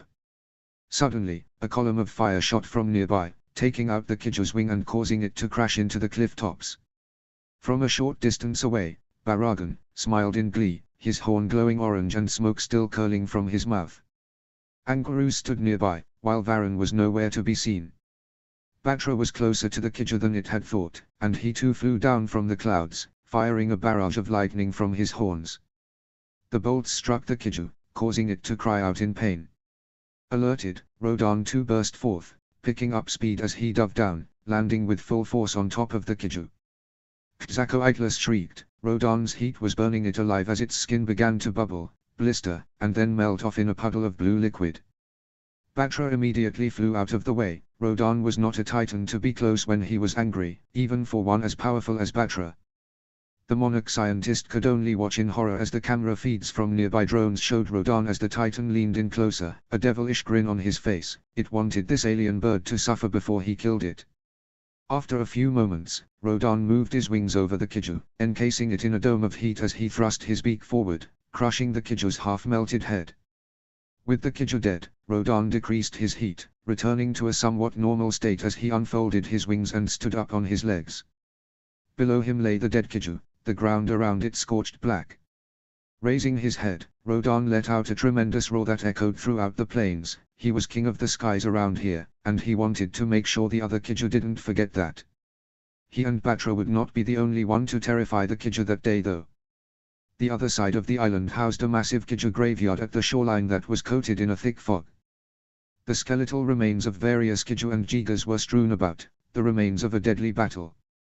However, multiple living kaiju, a knife head, an acid quill and 2 skunners were scavenging around the shore, looking for fresh meat or anything else to feed on. Suddenly, one of the skunners notices the tide has gotten higher than it usually did and looked around. Something was wrong. The other kaiju noticed its confusion and looked around, but could see nothing in the fog. Suddenly, a deep, booming growl echoed throughout the area, coming from the sea. The other kaiju immediately felt ice-cold fear shoot into their hearts. Their hive-mind intelligence told them exactly what that growl belonged to. So many of their kind had tried to fight that creature, and all of them failed. Their fears were only confirmed as a massive dark shadow loomed up from the ocean, with a blue light beginning to run up its back. The knife head was the first to run, but it only got a few paces before a massive beam of blue energy blasted through its chest, killing it on the spot. The other kaiju turned to run, roaring in terror, but it was all for naught. One by one, they too were struck down, holes burned through them by the blue laser. Varan was watching all of this from nearby, and once he recognized the shadow, he immediately knelt down before it. Satisfied for the time being, the shadow looked up and let out the very sound the kaiju dreaded in their cause, signaling their greatest enemy's return. Scree-ow-oonk. After what seemed like a long time of walking through the tunnels, the twins and Haley finally arrived at what seemed to be a massive underground lake. A thick fog was seen in the distance, blocking out the horizon. So, what now?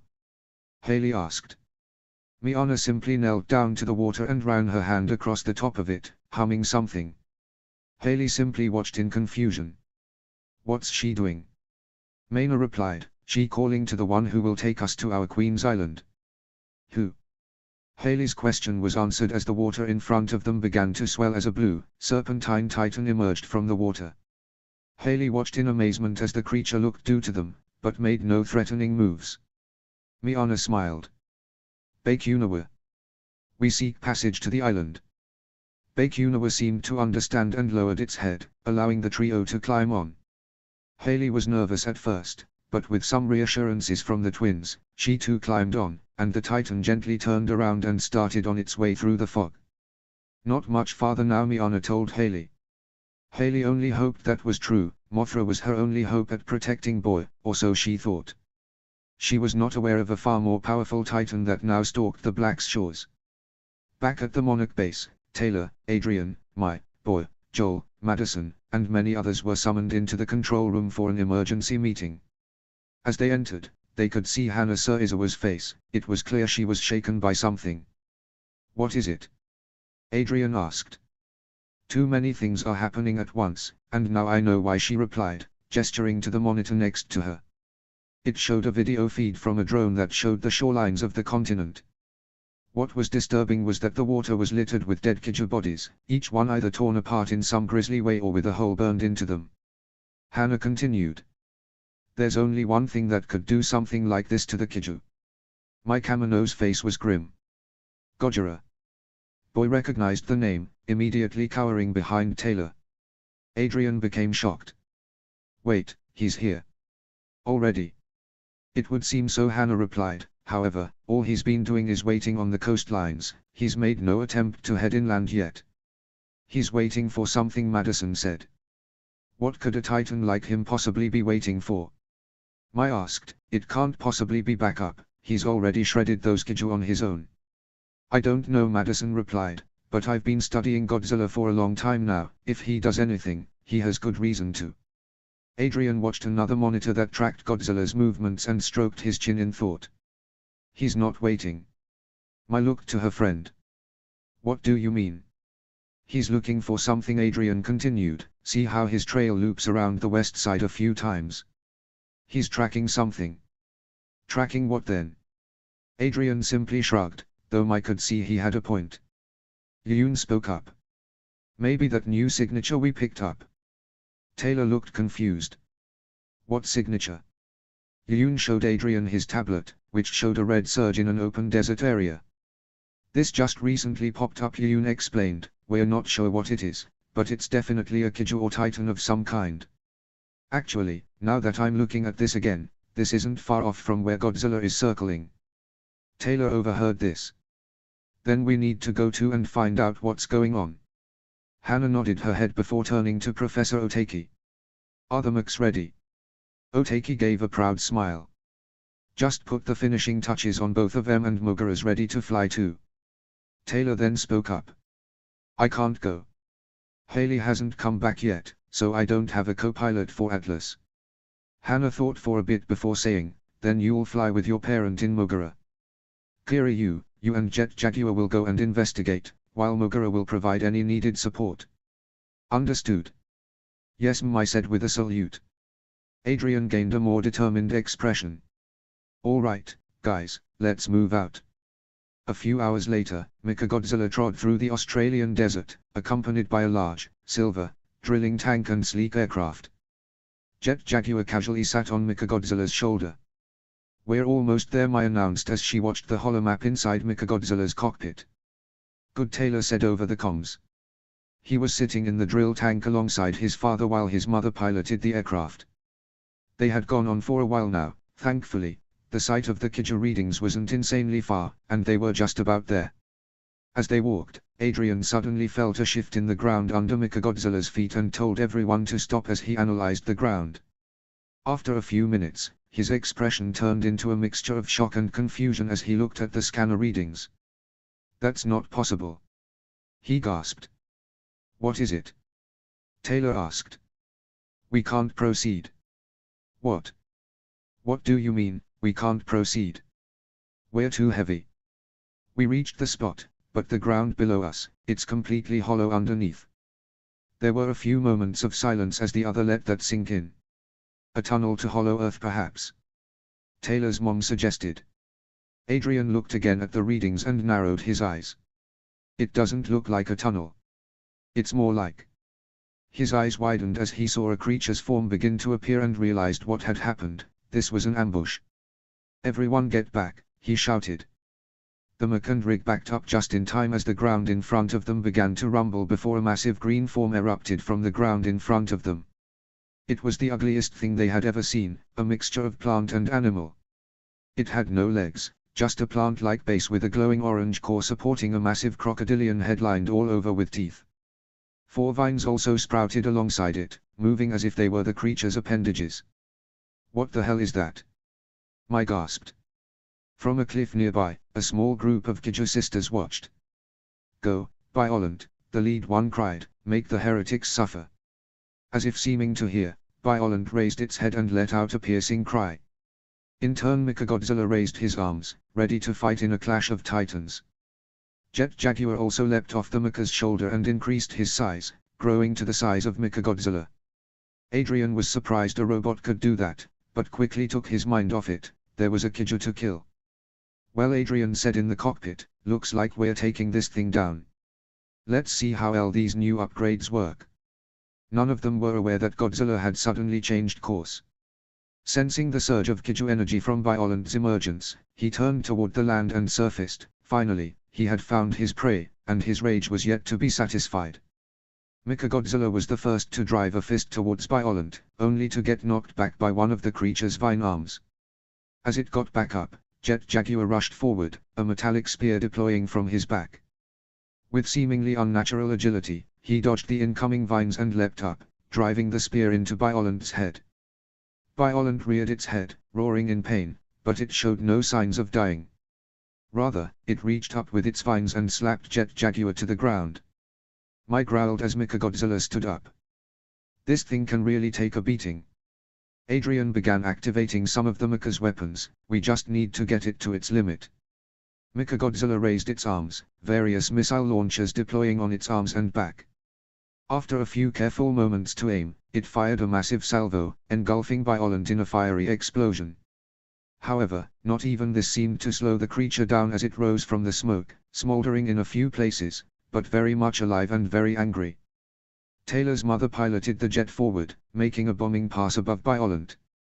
As the jet's payload exploded around the monster, Violent reached up with its vines. "Mom, look out!" Taylor yelled over the comms. The jet narrowly missed the vines. However, this gave Mechagodzilla and Jet Jaguar the opportunity to charge the creature, driving their blade weapons into the plant-like base. Growling in anger, Violent turned towards the mech and opened its mouth before releasing a burst of sap. Jet Jaguar managed to get out of the way, but Mechagodzilla was not as fast, and its arm got coated in the stuff, which hardened upon contact, trapping the mecha's arm. "Damn it!" Adrian shouted, "Don't let that sap hit you." Mechagodzilla slammed its trapped arm against the ground, trying to free its arm. Meanwhile, the drill rig opened various hatches and sprouted missile launchers of its own. It unleashed its own volley on Violent, hitting it across the face. When the smoke cleared, Taylor and his father could see Violent glaring at them with its pale, yellow eyes. "Well, I think we only pissed it off," Taylor growled. Suddenly, Boy's face grew angry and he ran out of the cockpit of the rig. "Boy, get back here!" Taylor shouted, but to no avail. Moments later, Boy appeared out of the exit hatch and faced Violent, his eyes glowing blue. He then ran forward and leapt off of the rig, changing into his kaiju form before charging the monster. Violent's vines surged forward, but Boy's smaller size allowed him to dodge the attack and jump directly onto Violent's face, pounding at it with his fists. The Kaiju sisters watching from the cliff grew agitated. "The Kaiju Messiah attacks Violent." The lead sister gasped, "Why?" Mechagodzilla finally freed its arm and, seeing Boy battling Violent, charged forward, its blades extended, and Jet Jaguar close behind. The two mechs jumped at Violent, driving blade after blade into its body. Having been distracted by Boy, Violent never saw the attack coming, and became even more enraged. Suddenly, it grabbed Jet Jaguar with a vine and threw him into a nearby cliff, burying it under rubble. It then whipped its head around, throwing Boy to the ground before turning its attention to Mechagodzilla. Its vine surged forward, and Mechagodzilla grabbed two. The other two, however, hit their mark, and Mechagodzilla stumbled back from the blow. Taking the opportunity, Violent wrapped its vines around the mech, strangling it as it brought the mech to its mouth. Inside the cockpit, Orion and Mai struggled at the controls, but Violent's grip was too tight. Just then, Adrian found a lower switch and hit it out of desperation. Suddenly, a massive blast of electricity flared from the mech and over Violent, causing it to shriek in pain and drop Mechagodzilla. "Nice one," Mai told Adrian. "Okay, To be honest, Adrian replied, I didn't even know it could do that. The two then looked up to see Violent glaring down at them. Boy jumped in between the two and roared in defiance at Violent, though this only made Violent raise its vines again to strike. Suddenly it stopped as a new scent caught it off guard. It turned toward the source, only to be blasted by a stream of blue, fiery energy that pushed it back several yards. The Mechs all looked confused, but Boy began to whimper in fear, a fear the Kaiju sisters shared as a familiar and dreaded roar echoed through the battlefield, and Godzilla himself stepped in to join the fight. Godzilla theme begins. Vocal chanting optional. Adrian wasn't sure what to expect when he thought of Godzilla, but he knew any expectation he would have had would have been dominated by the titan that stood before him. The sheer size, the power that radiated from him. Everything screamed king. Godzilla glared at Violent with a fierce fire in his eyes, and those watching saw that this wasn't just any king, this was a warlord who was not afraid to tear his enemies limb from limb. Godzilla let out another roar before charging Violent, who roared in return before sending its vines forward, wrapping them around the titan. Godzilla seemed unfazed as a blue glow raced up his dorsal spikes. Before Violent realized what was happening, Godzilla fired his atomic laser, the blue beam causing Violent's skin to blister and boil. The Kaiju shrieked in pain before Godzilla, now released from the vines, rushed it, clawing at the plant monster's throat. Jet Jaguar had also finally pulled himself from the rubble in time to see Godzilla enter the battle. Taking his opportunity, the robot rushed back into the fray, this time jabbing his spear at Violent's glowing core. A light, orange liquid flowed out of the wound as Violent tried to retaliate, but Godzilla was not going to give it that luxury. He repeatedly continued his assault, slashing at Violent's face over and over. Just then, he noticed the orange liquid and got an idea, the same time that Mechagodzilla stood back up, ready for action. I activated the Mecha's arm blades. Looks like we found a weak spot. Adrian nodded, his expression determined. Then let's exploit it. Mechagodzilla rushed forward, jabbing the blade into the core wound and ripping down, opening it further. It stepped out of the way just in time as Godzilla charged up his laser and fired at the now gaping hole. Suddenly, Violent's core burst into flames, the liquid inside must have been flammable, and Violent shrieked in agony before seeming to disintegrate into golden dust that rose into the clouds and out of sight, leaving only the Mechs alone with Godzilla. Everyone okay? I asked over the comms. Everyone replied that they were fine, but then Mai and Adrian noticed Godzilla staring at them for a very tense few moments. Godzilla remembered a being like this from years ago, and it tried to kill him. However, the last one had a different smell to it, so Godzilla wasn't sure what to make of this one. Finally, it decided this one wasn't worth the trouble as it didn't attack him, and diverted his attention to Boy, still in his Kaiju form. Taylor grew worried as Godzilla looked down on Boy, who wouldn't even look the Titan in the eyes. Then, to everyone's surprise, Boy knelt down before Godzilla. This was a surprise to even the king, but it was a welcome one more subject under his command. To further drive the point, Godzilla roared at Boy, cementing his dominance over the smaller Kaiju. Well, Adrian said, didn't see that coming. You and me both, I agreed. Just then, the Mechs and vehicles got a call from command to return to base, which they promptly did. Godzilla, however, stayed behind in thought. He had never seen a creature like Violent before, and something told him this wouldn't be the last time he encountered new monsters. Though he hated to admit it, he would need serious help, and with Mothra still dormant, there was only one Titan he trusted to aid him. Charging up his atomic breath, he fired into the ground, drilling down in a continuous blast. It was going to be a while before he reached the one he sought, but he could be patient. It would all pay off when the King of the Hollow Earth rose to aid him in his fight. The path through the sea was layered with thick fog, yet, much to Haley's amazement, Bakunawa knew where he was going. The twins also showed no signs of worry as the Titan cut his way through the water, all the while staying above the waves to allow his human passengers to breathe. However, it was taking a while, and Haley began to grow more and more worried. What if something already happened to Boy? We're here, Miana suddenly said. Just then, the fog cleared to reveal a beautiful island, dotted with trees and cliffs. It was all one beautiful grouping of greens and browns. Haley marveled at the sight as Bakunawa made landfall, allowing her and the twins to disembark. Where is she? Haley asked. Maina replied, Mothra waits for us in the mountain, but there is still one more obstacle we must face before we reach it. Haley shrugged before following the twins through the jungle. Getting here wasn't so bad, what could possibly be next? Just as they entered a clearing, a massive bellowing was heard before another titan landed in front of them, this one bipedal and sort of resembling a lion-lizard hybrid creature, like the one seen in ancient Japanese art. A sort of golden crown rested on its head as it eyed the three travelers. Haley gasped in shock, only for the twins to restrain her from running away. Hold your ground. King Caesar does not take well to fear. Haley had to gulp down her fear as King Caesar leaned in closer, looking them over. He seemed to overlook the twins entirely before making eye contact with Haley for what seemed like forever. Haley had no choice but to look back, and saw an intense fire in the Titan's eyes. Suddenly, King Caesar seemed to nod to them before turning away, leaving the path to the village wide open. Was that the obstacle? Haley asked, breathing a sigh of relief. The twins nodded. King Caesar is the gatekeeper of the Titan's home, but when Mothra nears her emergence, he comes here to protect her until she fully awakens. Haley was amazed. He protects her. He is one of the few who understands that Mothra's power is able to heal and protect the world, and wishes to see that power persevere. I had no idea that the Titans were even that smart. Miana chuckled. There's a lot you don't know of them. Perhaps a little lesson is required. The twins proceeded to lead Haley through the native village. It was a quiet, peaceful place, like something Haley would see out of her schoolbooks. As she passed by, the villagers, all having some form of white tattoos on their skin like the twins, smiled and waved at her, despite having never seen her before.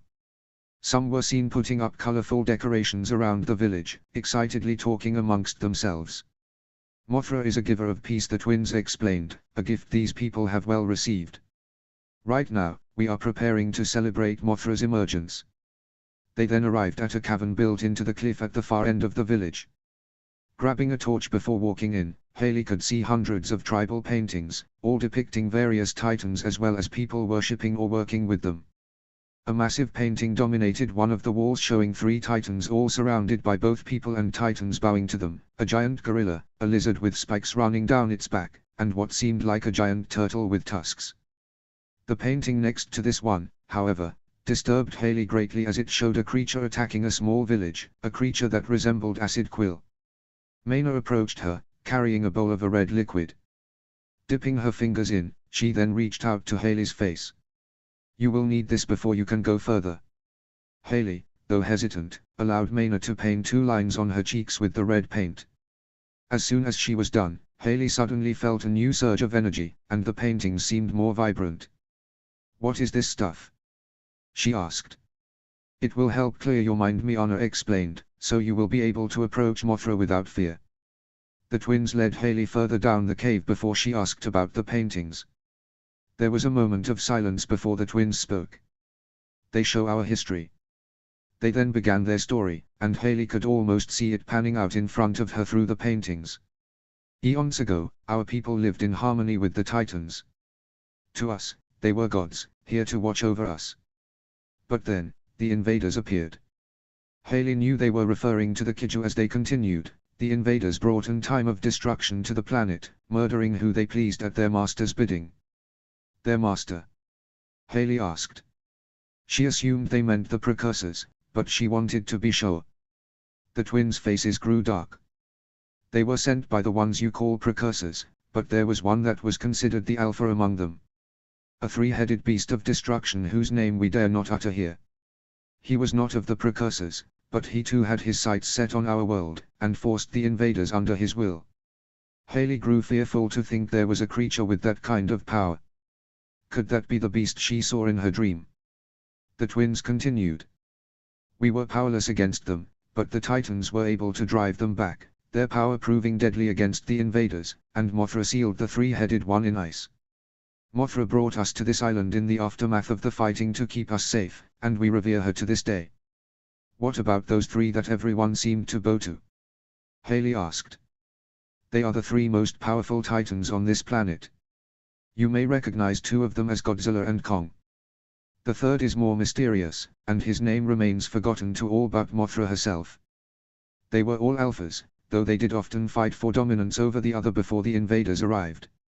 Suddenly, the tunnel opened up to the outside, and as they stepped out, Haley saw a massive spring with a waterfall feeding into it. Flashes of blue energy emitted from the waterfall, outlining a giant cocoon within. Haley marveled at the sight, noticing how the cocoon seemed to give an air of divinity to the place. Haley found herself feeling truly at peace here. "Is that her?" she gasped. The twins nodded. "She waits to emerge. However, we can still speak with her." "But, is she's just a cocoon, then how?" "She has lived many lives. Birth, life, death, and then rebirth. Come. Meet her for yourself." Haley nervously stepped into the water after them. Thankfully, it was only waist high. However, as she approached the cocoon, she became more nervous and in awe. Finally, she would meet Mothra at last. She only hoped she wasn't too late. The sort to an elevator opened as Shane walked into the hideout of the Kaiju sisters. He was greeted by the leader of the clan, her mask more decorated than the others to show her leadership. "We're delighted you've come," she said. Shane growled in annoyance. "Whatever. This better be worth my time." The Kaiju sister leader motioned for Shane to follow her, leading him through a maze of tunnels, some opening up to labs filled with Kaiju body parts and machines. Shane wrinkled his nose at the smell. The Kaiju sister leader began to explain, "As you know, we have begun the work of assimilating the Kaiju into our world, mostly through the technology we were able to attain before the Black started, hybridizing monster with machine." "Really?" Shane sarcastically asked. "Didn't realize that. Our attempts have been met with varying success, I will admit. However, we are on the verge of our greatest creation yet, but we still need one more piece. That is where you come in. As long as you plan on paying me." Shane remarked. "What project?" To show him, the Kaiju sister led him to a control room that showed to also be a viewing area, with a large window showing the interior of a massive hangar, bigger than anything Shane had ever seen. He marveled at the size as the sister leader spoke a few commands to the ones sitting at the controls. Suddenly, the grinding and whirring of giant machinery could be heard as the floor of the hangar opened up, a lift raising something up through the opening. The Kaiju sister leader raised her hands in praise as she declared, "Years of testing and waiting have led to this creation, and now, our true savior will soon be reborn." The object lifted out was a gigantic titan, lying dormant. Golden scales made up its skin, though the body, both tails, and wings were seemingly made of robotic armor. Shane then noticed the head and gasped in recognition, or rather, he saw the heads. 3 serpentine heads sprouted from the torso, though the center one seemed entirely robotic. Each neck ended in a draconian head that Shane recognized all too well.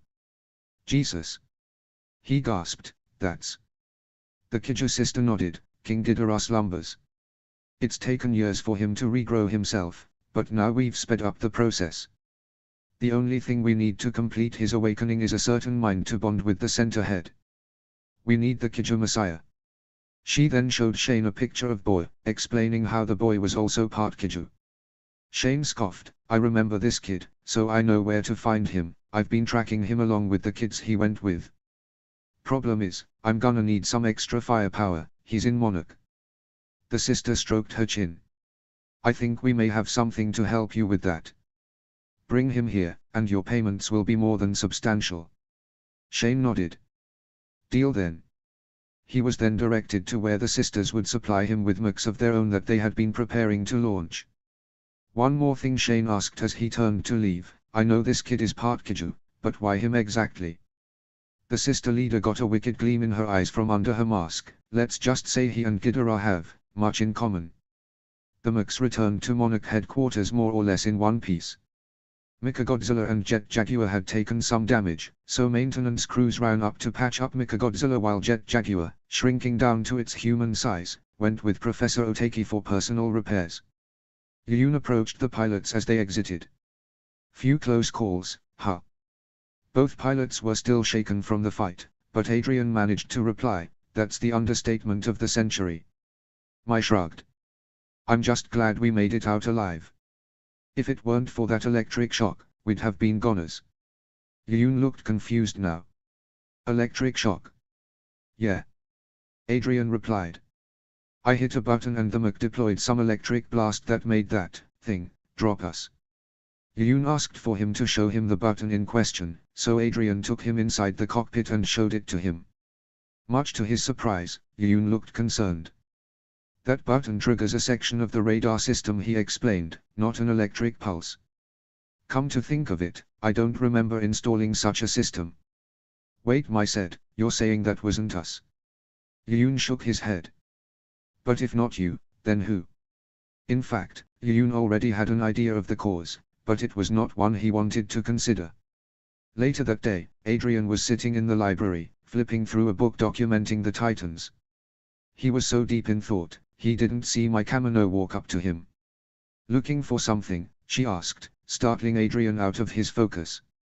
Oh, well kinda, he said after calming down, I can't seem to find anything on that big plant titan that I fought earlier. Kamino adjusted the glasses on her face. I wouldn't bother. More than likely, it was created. Created? By who? The Kaiju sisters. They've been trying to create their own Kaiju to stand a chance against the Titans. All of them failed, obviously, but it's been close.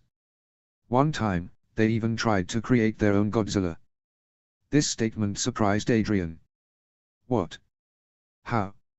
I don't know, Kamino replied, it happened back when I was just a grad student in Japan. First a red mist covered the whole city before this creature surfaced. It looked like Godzilla, and many of us thought it was. But after a bit of close research, I discovered it was just an imposter, one we named Ultima. It even evolved too, growing stronger with each form. Jet Jaguar stopped it, but eventually, it came back. Adrian was becoming more and more interested by the story. What happened then? Did Jet Jaguar stop it again? Kamino's face grew a bit dark as she remembered the event. No. This time, the real king decided to step in. The scene flashes back to that time. Mai Kamino tries to push her way through fleeing crowds as Godzilla Ultima appears over the horizon, destroying everything in its path. Mai managed to get to a rooftop using her laptop and some other equipment to analyze the monster. It suddenly stopped in its rampage, looking behind it to see the real Godzilla burst from the ocean, his back spines and eyes glowing blue. As Kamino watched, the two monsters roared in challenge before suddenly charging and colliding in an intense brawl. Ultima could barely do anything as its arms were much shorter than Godzilla's, who continued hammering blow after blow on the imposter. Ultima began charging up its atomic laser, finally firing it at Godzilla, who was pushed backwards, but only seemed angrier. Godzilla charged up his own atomic ray, firing it at Ultima and putting the two in a beam lock. Kamino continued to watch in awe as the blue light from the clash cut through the red mist. However, the winner was quickly realized as Godzilla's ray finally pushed back Ultima's, striking the imposter inside its throat and wounding it. As Ultima roared in pain, Godzilla rushed forward, grabbing Ultima by the jaws before firing another atomic ray down the monster's throat, killing it from the inside. Mai stood there, her body unmoving from the shock of what she just watched as Godzilla roared in triumph and Ultima's body slumped to the ground, dead. The scene cuts back to her and Adrian. Kamino sighed. What I saw that day, Godzilla is more than just an alpha titan.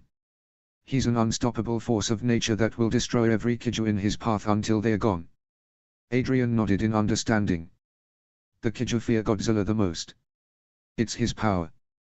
Kamino explained, his atomic ray is lethal to their skin, something about the chemicals that make them up. He also rarely gives up, never giving them time to rest. To them, he's the embodiment of death. Adrian was rather surprised, but it made sense, given what happened to Biollante after Godzilla joined the fight. Well, I'm glad he's on our side. Kamino nodded. For now. We have our own creations in case Godzilla does fall, but they're not quite ready yet. More mechs? Adrian assumed. And other things. Kamino replied, showing him the blueprints she pulled up on her tablet. I'm guessing you've already seen these. In fact, Adrian had. He hadn't given them much attention at first, but as he looked at them now, he discovered it was a titan that was being fused with machinery. A cyborg. We found him near dead, Kamino explained. He was a powerful fighter that we decided we could not afford to lose. So we brought him here, and modified him, resurrecting him into what you see now. Adrian was rather impressed by what he was seeing. The black, bird-like titan now sported blades for hands as well as various other weapons and even a new visor that fired lasers. "Does it have a name?" he asked. Kamino nodded before pointing to the name at the bottom of the designs, Gigan. Around this same time, Godzilla rested next to the hole he had drilled with his atomic laser. The effort had taken a lot out of him, and he knew he was going to need all his strength for what was to come. Suddenly, a deep bellow woke him from his slumber. Looking to the hole, Godzilla saw a large, wolf-like creature emerge. Godzilla recognized it as Okaniba, a predator from the Hollow Earth, and he also knew that Okaniba's master wasn't far behind. Right on cue, a hairy, humanoid hand emerges from the hole as Okaniba moves to the side to make way for his master as he emerged, a massive gorilla carrying an axe on one hand. Godzilla had never thought he would see Kong again so soon, and yet, the towering ape had responded to his call. Kong looked around the desert, not minding Godzilla's presence. The two had made peace years ago. Suddenly, the three heard a roar of engines before seeing multiple, silver objects fly overhead. What was odd was that they didn't look like planes. Rather they looked like Godzilla. Indeed, it was hard to tell as these mechs were a lot clunkier in form than the Mechagodzilla that Godzilla had encountered earlier, but the overall form was unmistakable. Both curious and angered, Godzilla followed after the cloud trail the mechs had left behind. Kong and Okaniba also followed, sensing a fight on the way, and all unaware of a meteor-like object in space that was watching the whole thing as it began to make its descent for the first time in hundreds of years. Haley walked through the waist-deep water as she nervously approached Mothra's cocoon. The twins flanked it, gesturing her over. "Place your hand on the cocoon," Maina advised, "and she will be able to speak with you." Haley nodded in acknowledgement as she stopped directly in front of it. Taking a few deep breaths to calm herself, she reached out and placed her hand fully on the cocoon's silky surface. Suddenly, a blue energy began weaving its way down her arm. Haley shouted in surprise, finding herself unable to remove her arm fast enough before the energy reached her head. Suddenly a voice echoed through her head with a gentle tone. "Hello, little one." Haley gasped as she heard the voice. Mothra." "Yes," the voice replied, "it seems you have finally found me, thanks to my priestesses." Haley nodded. "I had a dream, and you were in it." "I know," Mothra said, "I sent you that dream." "But why?" "Why me?" "Because I have seen your progress. Your caring spirit may be what we need to avoid the coming threat." Haley thought back to the shadowy creature that grabbed Boyer in her dream. The three-headed monster. Mothra's voice grew more serious. "Yes. An ancient enemy to our kind, and he is returning. You may be our one hope of stopping it, and the one you call Boyer is the key." Haley's mind was running with questions. "But how? What do you mean Boyer is the key?" "All will be revealed in due time. Right now, it is almost time for me to emerge. I sense Batra has already gained his full power. My king is amassing his army, and I must be there to help restore order. Remain here with me. I will carry you back to your family." With that, the energy dissipated, and Haley stumbled back. The twins managed to catch her before she fell into the water and helped her regain her senses. "What did she say?" they asked. Haley shook her head to clear her senses. She said she is emerging soon, but she didn't say how soon, and she told me to wait here." The twins looked at the cocoon and then to each other. Miana suddenly ran towards the village. "Wait," Haley said, "where is she going?" "To get the others," Maina explained. "I feel Mothra is about to emerge." A roar was heard as King Caesar emerged, seeming to wait by the side of the water, confirming Marina's belief. Quickly, she ushered Haley out of the water. Just in time too, as the moonlight shining down, fell on the cocoon, which began to pulse with blue light. The other villagers began running up to the site, Miana leading them. As they watched the cocoon, they began to murmur amongst themselves excitedly as the twins both held hands, stepping into the water. As Haley watched, the twins slowly approached the cocoon before stopping halfway. They closed their eyes before raising their free hands. They then began to sing the song Haley recognized from the temple. "Mojura ya Mojura. Dongan Kasakuyan Indomua. Ruzu to Urando, Hanba Hanba Muyan, Randa Bainunradon. Town Jakara. Kasakuyan New." The others began to join in the chant as the pulsing got brighter, and soon Haley found herself singing along just as a crack appeared in the cocoon, and an insect pod leg emerged. As Haley watched in awe, the rest of the creature emerged, appearing just as it had in her dream. Once its body fully emerged, Haley could sense Mothra's gaze on her as she unfolded her massive wings, which continued giving off a radiant light. King Caesar bellowed in triumph to see her emerge. But all Haley could do was stare in utter amazement as Mothra let out a piercing cry. The Queen had emerged. Back in Australia, Hannah Sir Izawa paced the control room in growing anxiety. Yoon had just approached her with an almost horrifying predicament concerning Mechagodzilla. She didn't want to think about the possibility of it being true, but if it was. No, she couldn't bother herself with that right now. Kong and his personal hunting dog, Okaniba, had just emerged, teaming up with Godzilla. Meanwhile, Varan and Ridgejaw had just ripped up another pack of kaiju. If that wasn't enough, 2 more titans had just appeared off the coast, close to the Monarch base. Too many things were happening at once, and she didn't need anything else bothering her right now. A voice startled her out of her thoughts. "Everything okay?" Hannah looked to see Adrian and Mai enter the room. "Oh, well, to be honest, I'm not sure. With so many titans appearing in such a short amount of time, I'm not sure if we'll be able to make it through what's coming. We made it this far," Mai argued. "But this was just the beginning." Hannah told the ex-mercenary, "You've only seen a small fraction of what Godzilla is capable of, and not even we know his full limits. His name means God reborn for a reason. If the fighting continues, he may show more of his true power, something we may not be ready for." This did unsettle the 2 Mechagodzilla pilots. If what Godzilla used against Biollante was only a fraction of his true power, then what was that monster truly capable of? "And there's another thing," Hannah continued, "I was told of your issue with Mechagodzilla, and after some consideration, I advise piloting him again." This shocked Adrian. "What? Why?" Hannah's face remained calm. "Kiryu's programming is evolving on its own. We don't know how, but it may be gaining sentience." Mai's eyes widened. "You mean it has a mind of its own?" "It may have developed one, yes. If this is true, then there's no telling what another drift will do to both of your minds. We can't afford to lose pilots of your skill." The 2 pilots let this sink in for a few minutes. Then, Mai spoke up. "I guess that's a good enough reason." Adrian nodded in understanding, though it was unclear if he fully agreed. "But what will we pilot then?" Hannah opened a file on a nearby tablet. "There is another project we have been working on, called Project Resurrection. Its main purpose was to salvage or reconstruct and improve old Gigas, though so far we've only been able to get one operational.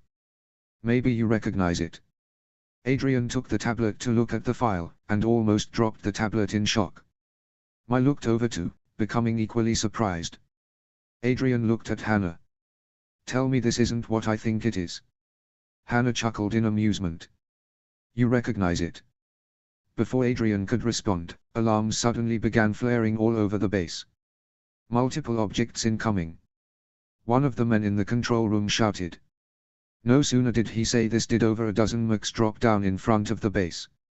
Each one looked exactly the same, almost like Mechagodzilla, but far clunkier, as if Mechagodzilla was made on a lower budget, Showa-era Mechagodzilla. "The hell?" Mai shouted, "Are those ours?" Hannah's face was pale. "No. They're not." Suddenly, a larger Mechagodzilla flew down, landing at the front of the group. This one was better made, with more rounded armor and sporting twin cannons on its shoulders, Hyzir Makaji. Everyone stared in growing anxiety at the mechs before a voice came over the comms, coming from the leader. "Surprise, Monarch." Adrian and Mai gasped in horror. It was Shane piloting the lead mech. Shane chuckled. "You really thought we wouldn't think of taking a page out of your book, eh?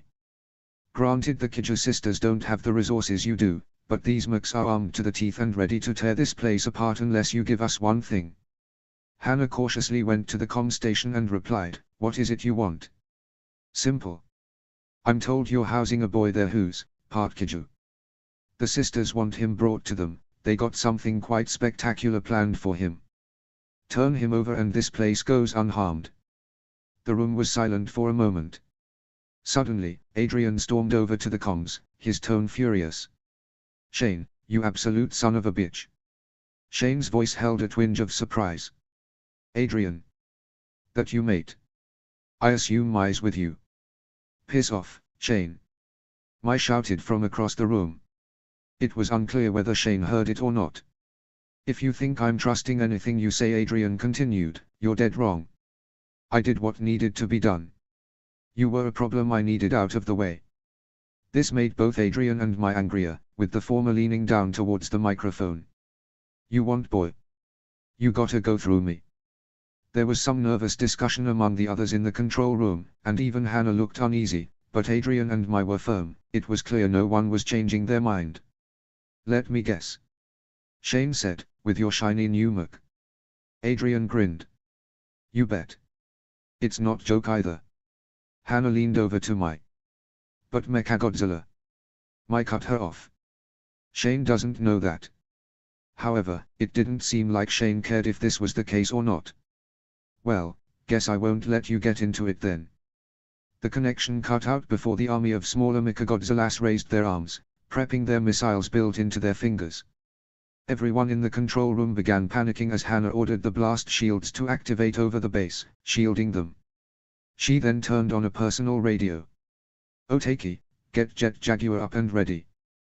We got a fight on our hands. Mogura, deploy alongside him." She then turned to Adrian, her face stern.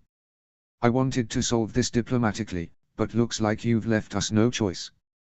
"You don't know him like I do," Adrian growled, "he's a lunatic." Hannah simply sighed before handing him a card. "Go to level 16. The Giga's there. Get it activated and drive that bastard out of here." Adrian nodded before he and Mai sprinted down the corridor towards level 16, but they weren't the only ones getting ready. Down in the mech hangar, Kiryu had listened in on the entire conversation between Adrian and Shane through the comms channel. "Thank you," Adrian and Mai drifting with it. It recalled all their memories of Shane. It recognized his voice, and it hated it with a fiery fury. With everyone scrambling above, Mechagodzilla's eyes flared to life as it decided to take matters into its own hands, but it wasn't quite finished. It could also see other parts of the compound, including Mai, a particular cyborg titan that could prove an ally. Mechagodzilla diverted a surge of its power to wake it up before fully coming to life, tearing off its restraints before letting out a mechanized roar and heading for the hangar doors. As engineers scrambled to safety from Kiryu's escape and the attackers above fired their first volley, deep in a lower level of the hangar, a visor flared with a blood-red color. Gigan had awakened. "Brace." Everyone ducked down as the first barrage of missiles hit the base. The blast shields thankfully held up, and Hannah immediately ordered defense turrets to return fire as well as for many others to evacuate to the anti-kaiju bunker some distance outside the base. Out on the walls, the turrets roared to life, firing back on the Mechagodzilla army. One of the smaller mechas prepared to fire its I-beams towards one of the turrets before Jet Jaguar jumped in front of it, blocking the lasers with his spear before rushing the attackers, sparring with two of the smaller Mechagodzillas. The drill rig, piloted by Taylor and his father, and heavy fighter jet, piloted by his mother, also appeared, their guns firing on the mechas. Boy was immediately brought with the other evacuating scientists as they boarded Monarch hovercraft, which took off as soon as they were loaded up and getting as far away from the fighting as possible. Adrian and Mai bolted down the hall, finally reaching the elevator. Adrian frantically swiped the card in the reader, sending the lift heading down to level 16. It was fast, but Adrian was still anxious. They needed that Giga now. Thankfully, the doors finally opened, giving Adrian and Mai a full view of the Giga that stood before them.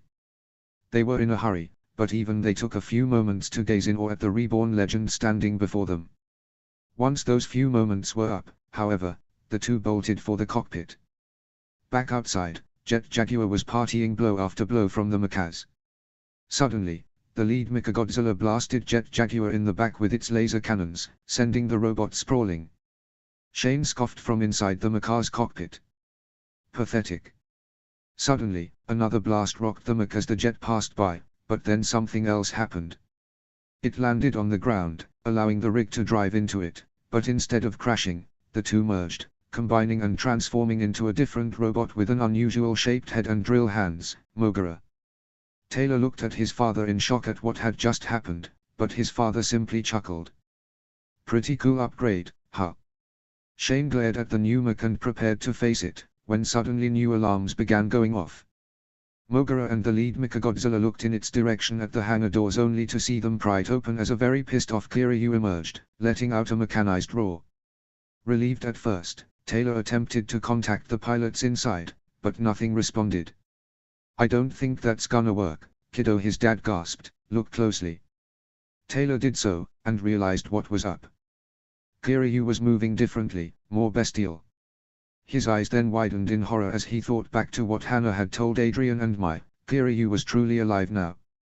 The theory was proven further when one of the smaller Mechagodzillas attempted to attack, only for Kiryu to retaliate with a devastating blow to its head, crushing it before turning its attention on the lead Mechagodzilla, which readied its weapons as the smaller Mechagodzillas surrounded Kiryu, sensing him as the bigger threat. Suddenly, one of them was yanked back as a barbed grappling hook launched from the open hangar wrapped around its neck, pulling it towards the hangar, and right into a lethal-looking blade. As the mech fell, a red visor flared out from the hangar as Gigan walked out, his blade hands up as it let out a screech in challenge. Hannah watched the entire scene from the control room in growing horror. "Kiryu, and Gigan." She gasped, but she was unable to finish the thought. Kiryu had gained a mind of its own, as she had feared, but it then decided to bring Gigan online before they could finish adding the neural controls to it. Guess that didn't matter anymore as the two creatures now faced the Mechagodzilla army. Gigan struck first with its speed, his blades shredding into the smaller mechs as Kiryu shot towards the lead one, grappling at it. Mogura and Jet Jaguar were unsure of what to do. Meanwhile, Shane was not expecting to be attacked by an enemy as ferocious as Kiryu, and as he saw the escaping transports, he couldn't risk losing the boy. Realizing Boy was in one of them, of course they would want to get him out of there. Fortunately, the Kaiju sisters had showed him a new feature on the controls which he now used, sending a pulsing call out from the mech. Hannah listened in on the call and narrowed her eyes. That was definitely Orca tech, but how did the sisters get it, and what was the lead mech calling? None were unaware of the approaching swell in the water nearby.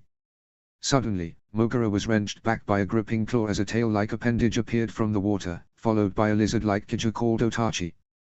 The Kaiju, summoned by Shane's Mechagodzilla, threw Mogura to the ground, only to be tackled by Jet Jaguar, resulting in the two agile combatants engaging in a duel on their own. Mogura struggled to get up as it fended off the smaller mechas, but it was equipped with more than enough weapons to hold them at bay, its laser eyes taking down two in one shot. Gigan, however, was having no such issues.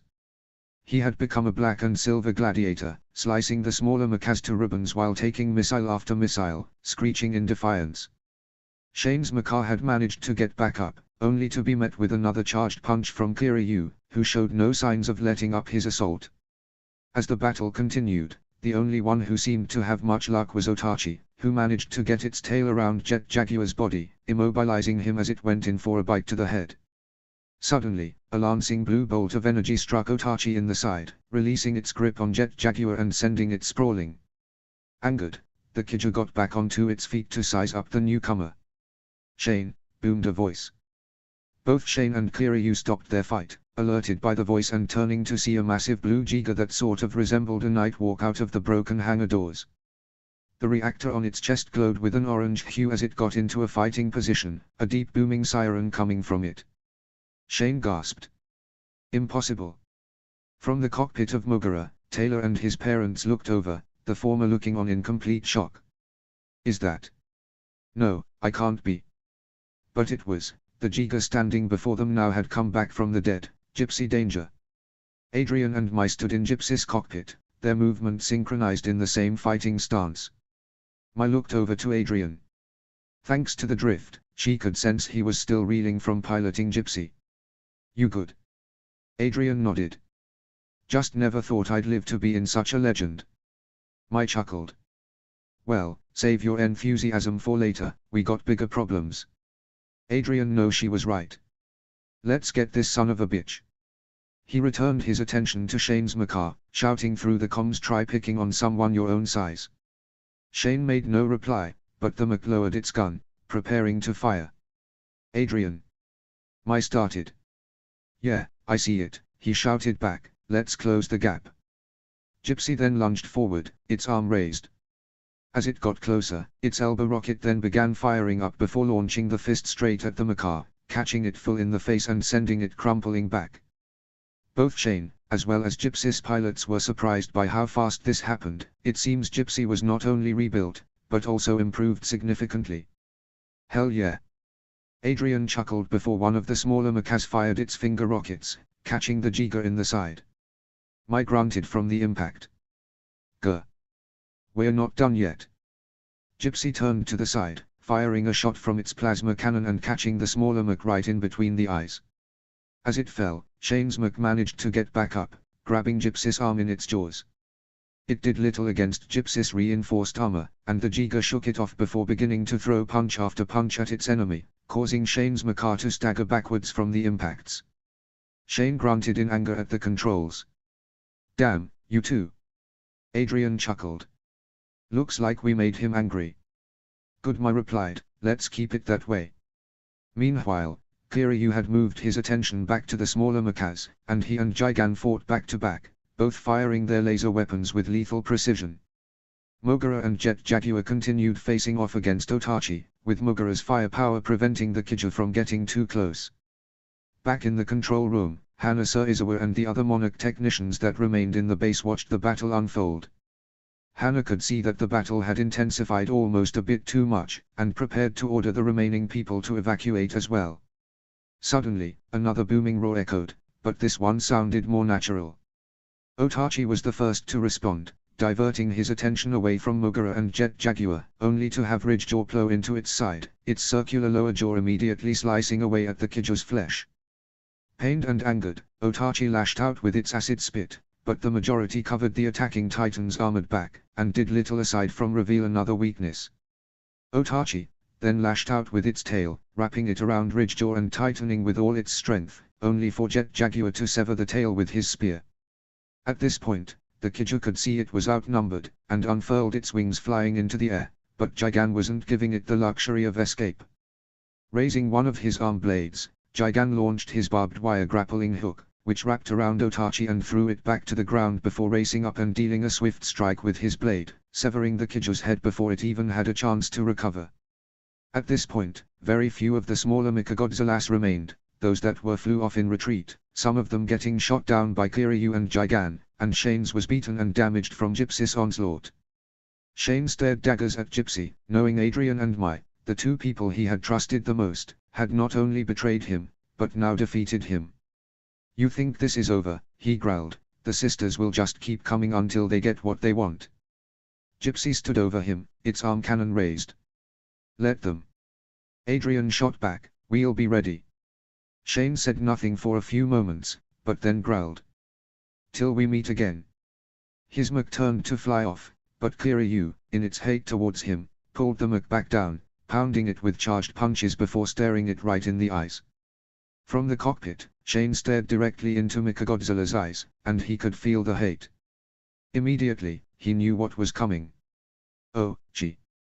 He was cut off as Mechagodzilla crushed the opposing macaque's head, dropping the remains to the ground and stomping them with his foot before letting out a mechanized roar. Shane was finally gone for good. Adrian and Mai watched in shock from the cockpit of Gypsy. That was... Mai gasped. Brutal. Adrian finished. I was gonna say unexpected, but that works too. With Shane dead, Mechagodzilla turned to look at Gypsy, its AI sensing Adrian and Mai inside.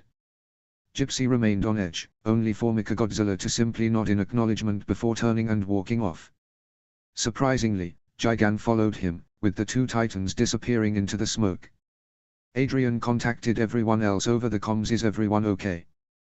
We're fine, Taylor replied from Mogura. Jet Jaguar gave a thumbs up, though it was dented in a few areas.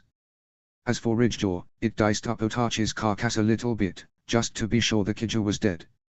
Suddenly, it raised its head as it heard Godzilla's call, letting out a bellow in reply before lumbering in the direction of the call.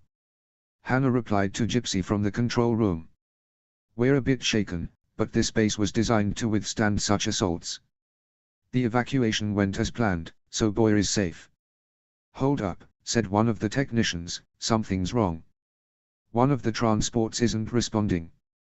Hannah looked at the screen the technician was on, her heart freezing in fear. Adrian and Taylor demanded to know what was going on over the comms, but Hannah was too afraid to answer. Boy's transport was destroyed, but Boy himself was nowhere to be found. Meanwhile, in the lair of the sisters, the lead kaiju sister stood, overlooking a large, red lake where it was clear something big was moving around inside. One of the sisters approached her. The mechas have returned. Only a few remain, and Shane is dead. The lead sister said nothing for a few moments, before waving it aside. It matters not. My pets took care of the issue. As if on cue, a screech could be heard as a hideous, Pteranodon-like creature flew in from an opening in the roof of the cave. Judging from the screeching outside, it seemed a whole flock had returned from somewhere. As the creature hovered in front of the lead sister, it dropped Boy's unconscious form in front of her. A scar ran down Boy's eye, showing there had been a bit of a fight. The kaiju sister leaned back in fear of the creature, but the lead sister simply knelt down in front of Boy's body, not minding the beast at all. They are not our kaiju, but the Geoos are loyal to whoever feeds them. She petted the Geoos's snout before the beast flew back out through the opening. Once it did, she looked down at Boy again, feeling a swell of triumph. What about the kaiju Messiah's abductors? The sister asked. They'll come for him. The lead sister looked back at her. The Geoos will deal with them. Have the others get the kaiju Messiah ready. She looked to Boy. Macaking Ghidorah has been asleep long enough. As Gypsy Danger and Jet Jaguar returned to the hangar, Hannah Sir Izawa was summoned to the meeting room, standing alone and facing the projector screen, which showed various feeds from the officials behind both Monarch and the Giga programs. The most prominent of the screens showed Jake Pentecost, the current commander of the Giga program, and the other showed Dr. Mark Russell, a major figure in Monarch. We just received word of the attack. Jake said, is everything all right? Thankfully Hannah replied, Gypsy performed beautifully, as did Mogura and Jet Jaguar. And yet Mechagodzilla and Gigan escaped. Mark pointed out.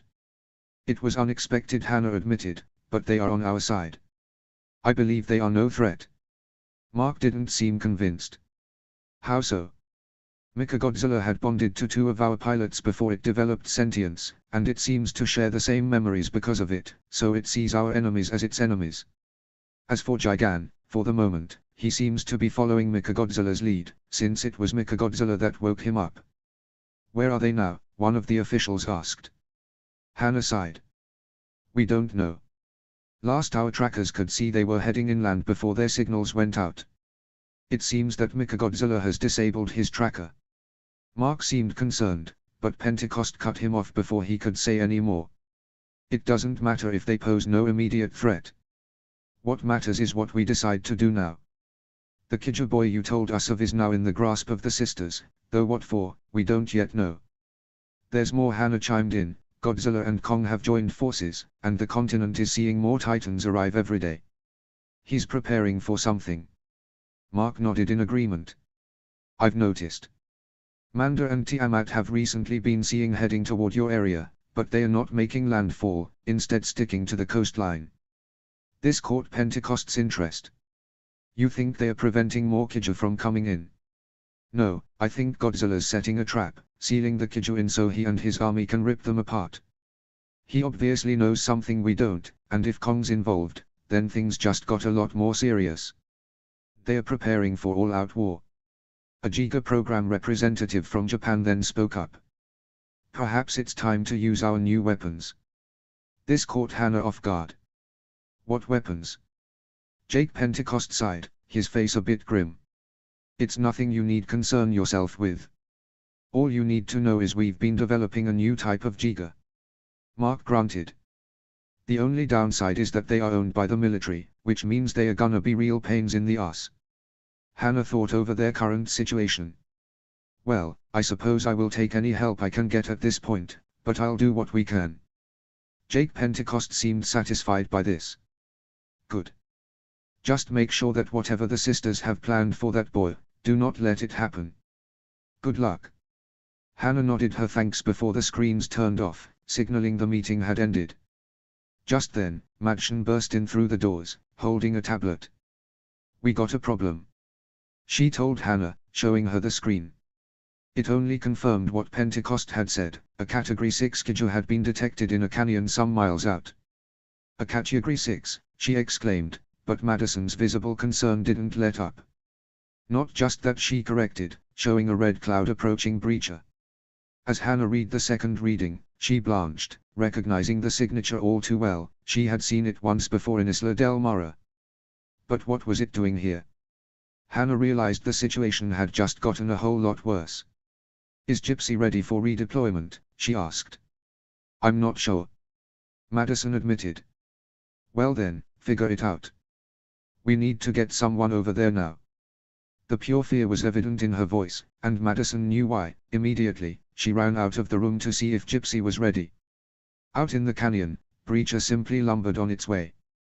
Unlike other kaiju, Breacher was sent here with one purpose: destroy the one killing off the other kaiju, Godzilla. However, it wasn't expecting to find the bones of dozens of Rippers and several other kaiju in this canyon. It was immediately clear this was not Godzilla's doing. The bones had no scorch marks, which would have shown due to Godzilla's atomic ray. As Breacher looked closer at the bones of a kaiju, it seemed as if these kaiju had been completely stripped of flesh, like when piranhas swarm a meal and pick it clean. Flying above, a kaiju sister rode one of the Geoos, keeping an eye on Breacher and watching intently. Behind her on the saddle sat a small, bomb-like device, meant to weaken Godzilla enough for Breacher to finish him off, or so that was the plan. Suddenly, Breacher felt a searing pain in his legs, and looked down to see a swarm of red, hellish, crab-like monsters begin appearing from various nooks and crannies in the rocks and swarming up its legs, biting into it. Breacher roared in pain and fury, smashing and swiping at the creatures.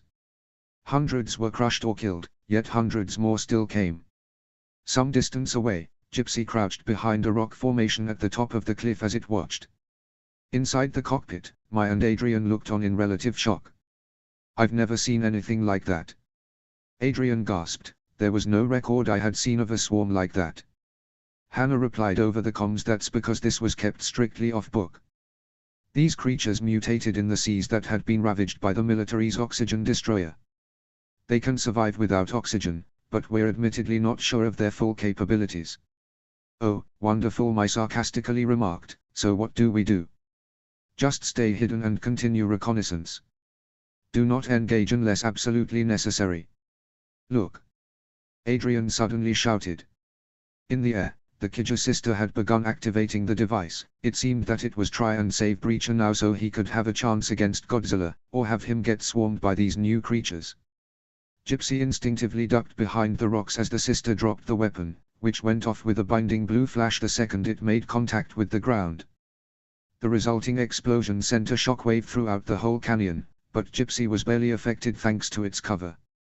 Slowly, it peeked back out to see the result of the detonation as the dust began to die down.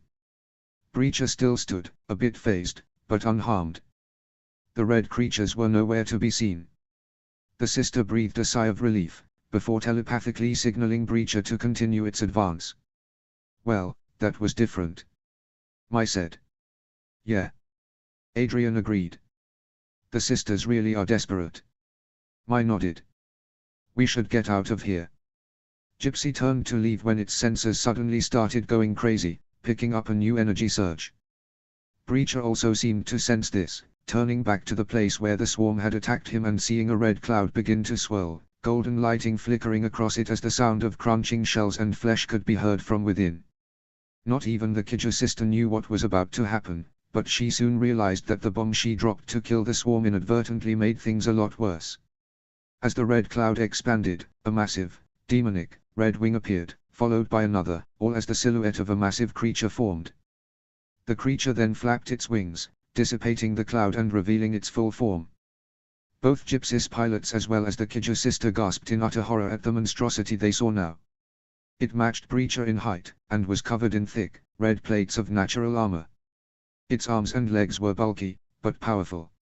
Most terrifying was its head. It looked like a creature straight out of hell, a red crown-like frill and golden horn on its head to top it all off. "Hannah!" Adrian gasped, "Are you seeing this?" Hannah was equally horrified as she watched from a screen back in the base's control room. Taylor stood with her. "What the hell is that?" Taylor asked. "A new species." "It seems like it." Hannah replied, Gypsy, get out of there. Don't need to tell me twice. Adrian quickly said. Immediately, Gypsy stood up and started running back to base just as Breacher, sensing a threat, charged the new creature. The two collided with a lot of force, creating a shockwave that temporarily knocked Gypsy off its feet. Gypsy looked back to see the battle unfold as it stood back up. Breacher seemed to be the faster creature, driving blow after blow to the monster, but it seemed to do little damage, and the new creature simply looked at Breacher, barely flinching as its armor absorbed the blows. Breacher finished his attack with a blow across the face, which did catch the creature off guard, but as Breacher watched, it simply turned back to look at him, its pure yellow eyes radiating with hate. It balled up its own fist and struck Breacher in the chest, sending the kaiju staggering back, though Breacher's own armor seemed to hold up as well. Angered at such a difficult opponent, Breacher lunged forward, only for the new creature to lash out with a spiky tail, catching it in the neck with the claw at the end and lifting Breacher off the ground as the creature approached, its horn glowing and crackling with electricity. Before Breacher could respond, the creature fired a bolt of energy from its horn, searing and blackening Breacher's chest. The kaiju roared in pain, but the new creature wasn't finished. It reached out with its claws, stabbing them into the area affected by the beam. Its claws dug right into Breacher's armor as the creature tore it off in a spray of blue kaiju blood. Breacher desperately tried to fight its way out of the creature's hold and finally landed a kick right at the creature's face, briefly stunning it and causing it to let go of the kaiju. Taking the opportunity, Breacher began punching it in the face repeatedly, putting it on the defensive before finishing with an uppercut that sent it on its back. Yes. Kill the intruder, the kaiju sister egged on. Breacher pounced onto the new creature, preparing to continue its assault when it suddenly felt a searing pain on its back as multiple bolts of lightning struck it. Breacher looked up just in time to see Batra swoop down, shrieking as it struck Breacher on the face with his claws. Angered, Breacher swiped up at the sky as Batra darted around him, striking the kaiju with lightning with each pass. The new creature had regained his senses, seeing Batra attacking Breacher. Seeing its opportunity, the creature lunged forward, catching Breacher in the neck and tearing its neck with its teeth. Breacher stumbled back, bleeding and weak, but the sister had one last trick. She pulled out a smaller device from a pouch on the Geos saddle and hit a button on it. Suddenly, a orange rift formed underneath Breacher, sucking the kaiju in before closing and disappearing. The two titans were disappointed at being robbed of the kill, but Batra's frustration was overcome by curiosity of the newcomer. He got its attention with a roar and began attempting to communicate. Much to Gypsy's surprise, the creature responded. It was clear to the two Gypsy pilots that this was a titan, and not an alien kaiju. Well, Adrian said, at least we know it hates kaiju. Guess it's on our side. Mai shook her head. For now. Let's just get out of here. I don't want to push our luck. Gypsy continued running off, but this time, the kaiju sister saw them, recognizing the Jiga. The first heretic, she growled, before spurring her Geos mount in pursuit of it, unaware of the streaking glow coming in from the sky. Gypsy continued on its way for some time before its sensors detected the object, and it looked up to observe it. Some kind of meteor? Mai asked. Adrian got a closer look through the scanners. I don't know. I've never seen meteors give off this kind of energy. Mai looked at the readings too. Let's just keep an eye on it. The clouds were beginning to turn the sky grey when Gypsy Danger reached the base. Hannah contacted them over their comms. Took you long enough. We got distracted. Adrian replied, what the hell was that thing? I don't know, it's a new species of titan. Our researchers have given it the name Destroyer, pretty fitting considering how it fought. It seems like he and Batra have made an alliance for the time being, so we're going to continue monitoring them. Fine by me. Mai said, but I could really use a break. You'll have one. Hannah replied, you both have done very well. Yeah, Adrian said, smiling at Mai, we do make a hell of a team, don't we? Mai smirked back but said nothing. Just then, an unusual sound echoed from the clouds. Gypsy stopped in its tracks, looking up to see a shimmering glow coming from the clouds. That's not the meteor from before. Mai observed. Is anyone else seeing this? Adrian asked over the comms. There was no response. Everyone both in the control room and outside heard the sound and looked to the clouds mesmerized by the light. What is that? Taylor asked. Hannah felt a smile creep up on her face, she knew this glow all too well. I do believe things have just taken a turn for the better. Suddenly the clouds rumbled as the light intensified before shooting out in a brilliant flash, sending the clouds away as a high-pitched cry echoed from the light. Gypsy raised a hand to block out the light as it looked, finally seeing the form of a giant moth, wreathed in light, hovering in the sky in front of them. Adrian and Mai were at loss for words. It's beautiful, Mai finally said. Adrian nodded. Mothra. Queen of the monsters. But that means. Mai began, Haley. Adrian realized what she meant. She's back. Gypsy them immediately ran for the hangar as Mothra came to land in front of the base.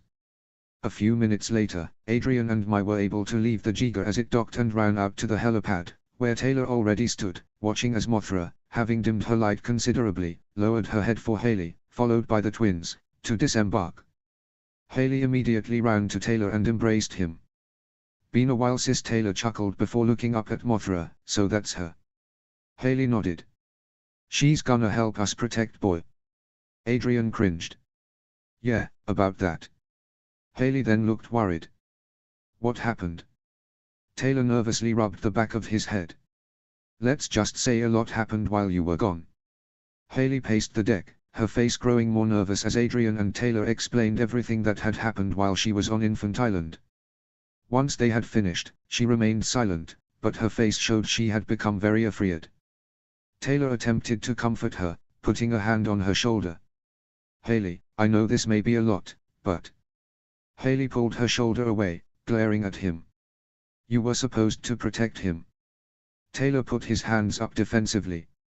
How was I supposed to know that he was gonna get snatched out of the air by the sisters? Yeah, we've been dealing with a lot right now. Adrian added, did you not hear our story? We literally had to face a plant monster and a titan that may as well have come from hell. Haley looked between Adrian and Taylor, struggling to say something before Mai suddenly stepped in. Okay, that's enough. Look, I get it, we messed up. But don't take your anger out on us just yet.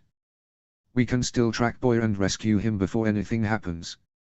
I know you care about him, Haley, but sitting here and yelling at us isn't going to help anything. So can we please just all calm down and figure something out? Haley knew Mai was right and seemed to calm down, though her eyes were still tearing up. Taylor put a hand on her shoulder. Listen to them, Haley. Miana said, while this is a problem, there is still hope. She glanced up at the sky as she said this to see the falling meteor-like object Gypsy had noticed earlier. Thanks to Mothra's senses, she knew exactly what it was. However, her eyes suddenly flitted to see another creature that was much closer, the Geoos that had followed Gypsy from the canyon.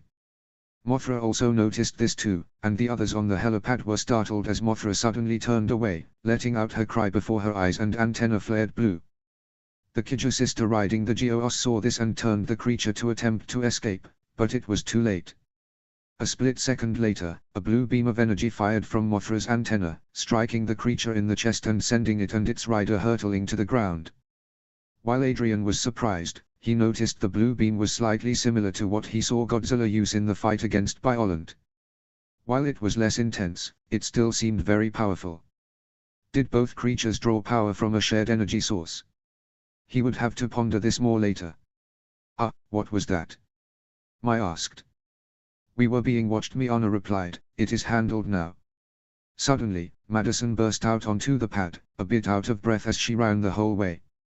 Hate to break up the reunion, she panted, but Hannah wants you four in the control room. In the control room, Hannah bent over the main table in the center of the room, her head buried in her hands from the stress as the table projected a holographic map of the continent. Various multicolored dots littered the map as well. After a few moments, Adrian, Mai, Haley, and Taylor entered. Madison and the Mothra twins followed after them. Haley immediately looked at Hannah with worry. Are you okay? She asked. Hannah looked up at the four of them, her face a mixture of worry, shock, and maybe a few other things. I'm not sure. Everything is starting to get out of hand. First the titans around the black begin to wake up, then Godzilla shows up, then Kong. Now Mechagodzilla and Gigan have become sentient and have disappeared to who knows where, and the Kaiju boy has been stolen. We have Mothra now, Maina advised. There is hope. Not only that. Miana added, pointing to a monitor showing the meteor, the third Alpha approaches. He will be here soon. Hannah glanced at the monitor. Another Alpha Titan. Wait, third Alpha. Adrian interceded. I thought Kong and the Big G were the only ones. No, Haley responded, I saw a cave painting of it on Mothra's island. There's a third Alpha, some kind of giant turtle. A turtle. Don't ask. That's not the only thing we've seen coming from orbit. Hannah explained, typing a few coordinates on the hollow table, which moved up to show another object currently in orbit. We've found this odd cluster of what we can only describe as crystals hovering near where Apex Cybernetics used to experiment with hollow Earth energy in secret. It should have been pulled in by Earth's gravity a long time ago, but it's still up there, meaning whatever it is, it's alive. Eerie. Taylor shuddered, wondering what the crystals could possibly be hiding inside. He didn't wonder long as Mai interrupted them. Yeah, weird. Now can we focus on what's important right now? Boy seems to be the key to whatever the sisters are planning, at least that's what I inferred from Shane. If we get him back, we'll likely hold the sisters back and buy ourselves some more time. And how do you suggest we find him? Hannah asked, now more curious than worried. Maina spoke up. Mothra can find him. She made a connection with Haley and is able to sense where the boy is, as her connection with him is strong as well. I also happen to know where the sisters' main hideout is, Mai added. I've been there a few times back when I worked for Shane. That could also work, Taylor replied, but I have another idea. There's only one other who could potentially track him down as well as give us a bit more muscle. Apex. Adrian looked confused. Who? Apex, Hannah explained, a Giga with a complete mind of its own as well as a slight fusion with Kaiju DNA, making it a sort of biomech. You really think he would help? Haley and I have met Apex before. It and Boy seem to share a neurological connection with each other. If anyone could help get Boy back, it's Apex. Then we need to find Apex. Adrian agreed. Not you two, Hannah said to Adrian and Mai, you've already been in Gypsy for a while. We can't risk the strain the drift will have on your minds for so long. You two rest. Taylor and Haley, take Atlas Destroyer. It's been refitted while you were gone, Haley, so you'll be able to put up a decent fight now. Mogura will join you for backup. Thank you. Taylor said with a nod before turning to leave. Haley shortly followed before Hannah suddenly stopped them. Both of you. She said, her voice still carrying a hint of warning, be careful. Haley gave Hannah a smile in an attempt to reassure her. We'll be fine. Don't worry. Hannah turned to the other two pilots as the siblings left. You two get some rest.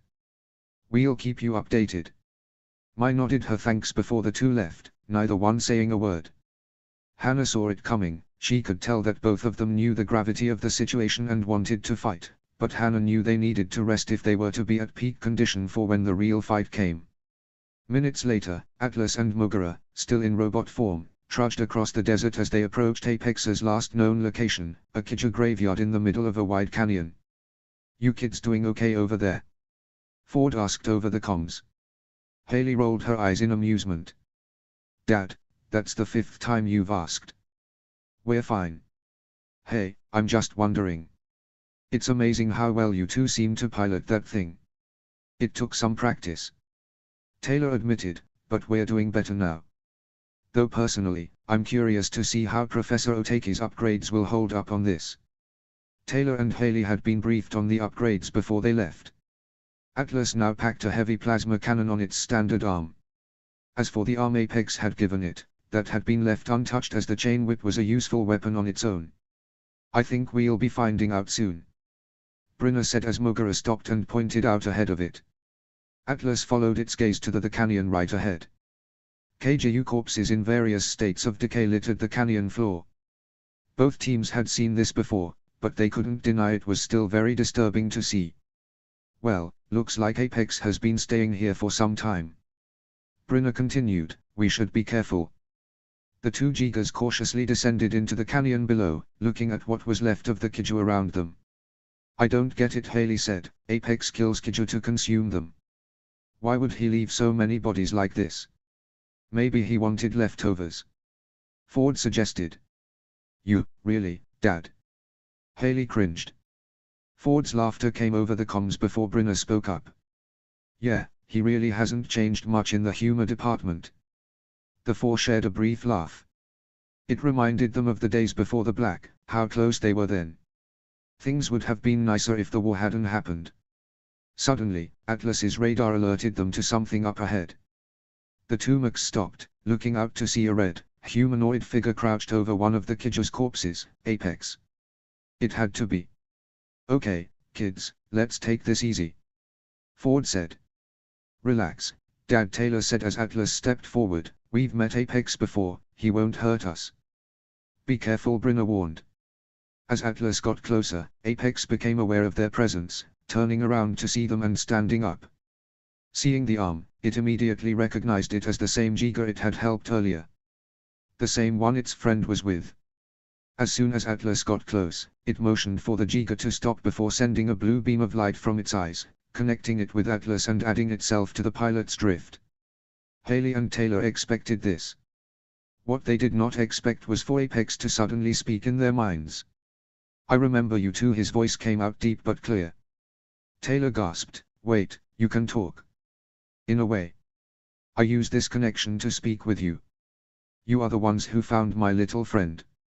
I see what the problem is. That's actually why we're here, Haley added, as you probably saw from our memories, he's been taken. We need your help rescuing him.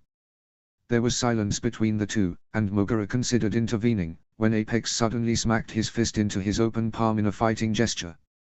I will fight. Elated, Haley spoke to her parents over the comms. He wants to help us. Apex continued. I have made some friends as well. This caught Taylor off guard. Wait, what friends? Before Apex could answer, a Kiju's roar echoed out, and the three turned to see a copperhead charging toward the cliffs. Two Quetzalcoatlus Kiju flanked it, flying just above it. They were moving incredibly fast, but it seemed as if they were running from something. Those your friends? Taylor asked. Apex looked tense. No. Suddenly, a red-colored blast exploded behind the three Kiju, sending the copperhead tumbling down the cliff. The Quetzalcoatlus dodged the blast, only for two sets of barbed grappling hooks to wrap around their wings, throwing them to the ground. Apex seemed to tense, but then relaxed again. But they are. Just then, a very familiar mechanized roar sounded out, and the smoke from the blast cleared to reveal Mechagodzilla and Gigan standing there, weapons ready. Gigan especially seemed to be dragging his arm blades across each other, sharpening them with malicious intent. What are they doing here? Haley gasped. Better question, Brenner said, is how the hell did Apex befriend them? They're living machines, Taylor theorized. Mechagodzilla and Gigan must see Apex as one of their own. The two Mechs watched as Gigan and Mechagodzilla jumped down the cliff, approaching Apex, who nodded in acknowledgement before turning to see the three Kiju, who were recovering from the blows. All three could see they had been backed into a corner, no other choice but to fight. The Kiju turned to face Apex and the others, roaring in challenge. Atlas and Mogura raised their weapons in response, knowing a fight was coming. The two Quetzalcoatlus Kiju were the first to strike, leaping into the air before going into a dive. Atlas rushed first, taking one of the Kiju head-on and grappling it into a wall as it dove. Gigan immediately went for the second one, swinging one of his blades across the Kiju's path, only narrowly missing its face and causing it to slam into him. The Quetzalcoatlus took this opportunity to pin Gigan to the ground, attempting to peck the Titan's face. Gigan dodged the first few strikes, provoking the Kiju to try and impale Gigan's chest with its beak, which turned out to be a really terrible idea. As the Kiju beak dove forward, the sound of a buzzsaw could suddenly be heard before the sickening slicing noise of Gigan's chest saw cutting through the Kiju's face soon followed. The Kiju tried to pull its head back, but Gigan grabbed it with his tail, forcing its face all the way down the saw, splitting its head and killing it. Mogura, having gotten caught in a wrestling match with the copperhead, managed a glance over as Apex distracted it. Both Brenner and Ford watched Gigan stand up, his chest spattered with Kiju blood as he looked down at the corpse, emitting a sound that almost sounded akin to laughter, as if he enjoyed his kill. Suddenly, the copperhead bashed Apex out of the way, though it was very much wounded, and body slammed right into Mogura. Though pinned to the ground, Mogura was only to hold the kaiju back with its drill hands, stabbing them into the kaiju's torso, with only seemed to anger it more. Copperhead began to repeatedly bash Mogura's head, only for Mechagodzilla to grab its arm after the first few swings and drag it away from the mech. Meanwhile, Atlas grappled with the Quetzalcoatlus for a few minutes before Taylor activated the wrist cannon.